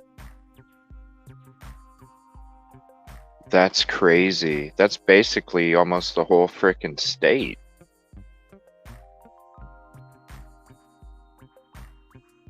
Wow. So basically one of these 5 counties is probably going to get the trial. That's interesting. To move it. I see your filing was made at 10 p.m. on Monday. The judge hasn't made the decision yet, but it's Madeira's opinion that a decision could be made soon. If I were the judge, I would rule on this as expeditiously as possible because it very much affects the progression of the case. If there's any other suspects charged in this case, the IU law professor that we're speaking with tells us that this process would likely start all over again for those cases. Reporting in Indianapolis, Cody Fisher, Wish TV, iTeam8. I think we're all just sucked into the shows here. I was even sucked into the show. First off, I left True Crime or Crime Talk up there. Yeah. Wow. That's crazy. That pretty much excludes almost the whole state for having that trial, and it just basically leaves 5 counties for a location for that trial. Ain't that nuts? All right, I'm going to go ahead and end the evening. I want to share this again real quick. Also, ATS News. I'll throw the link up there in chat. Definitely check out the live tomorrow or the replay. It's always good content as well. And then I'll go ahead and throw Justice's link up there again. She's also got a video that she did earlier today. I don't know why I didn't get the notification. If anybody's chats, just let her know. You know, I wish I could have been there. I didn't know. But I'll definitely go ahead and give it a listen tomorrow while I'm at work for sure, after ATS's show. It's crazy information tonight. Crazy theories. Crazy. Wow, what a phone call, too. It was pretty interesting information. All of a sudden, boom, corner clubs right there in Google. And I want to thank you again, Valerie, for the information and the brain stew and the respectfulness, being up on panel. Thank you so much. I appreciate it. I enjoyed having you on, and you're more than welcome to join again in the future. Good night, everybody. Fingers crossed. No issues getting this mic to work tomorrow. And I'm excited. We'll go through the Delphi stuff more tomorrow as well. And then I'm sure they'll have more updates on Miss Robinson's case since they finally made the arrest. So plenty of stuff to go over tomorrow night. But I hope everybody has a peaceful and positive evening. Thanks so much for hanging out. Your cooperation, your information, your conversation. I enjoy every second of it. Thank you so much.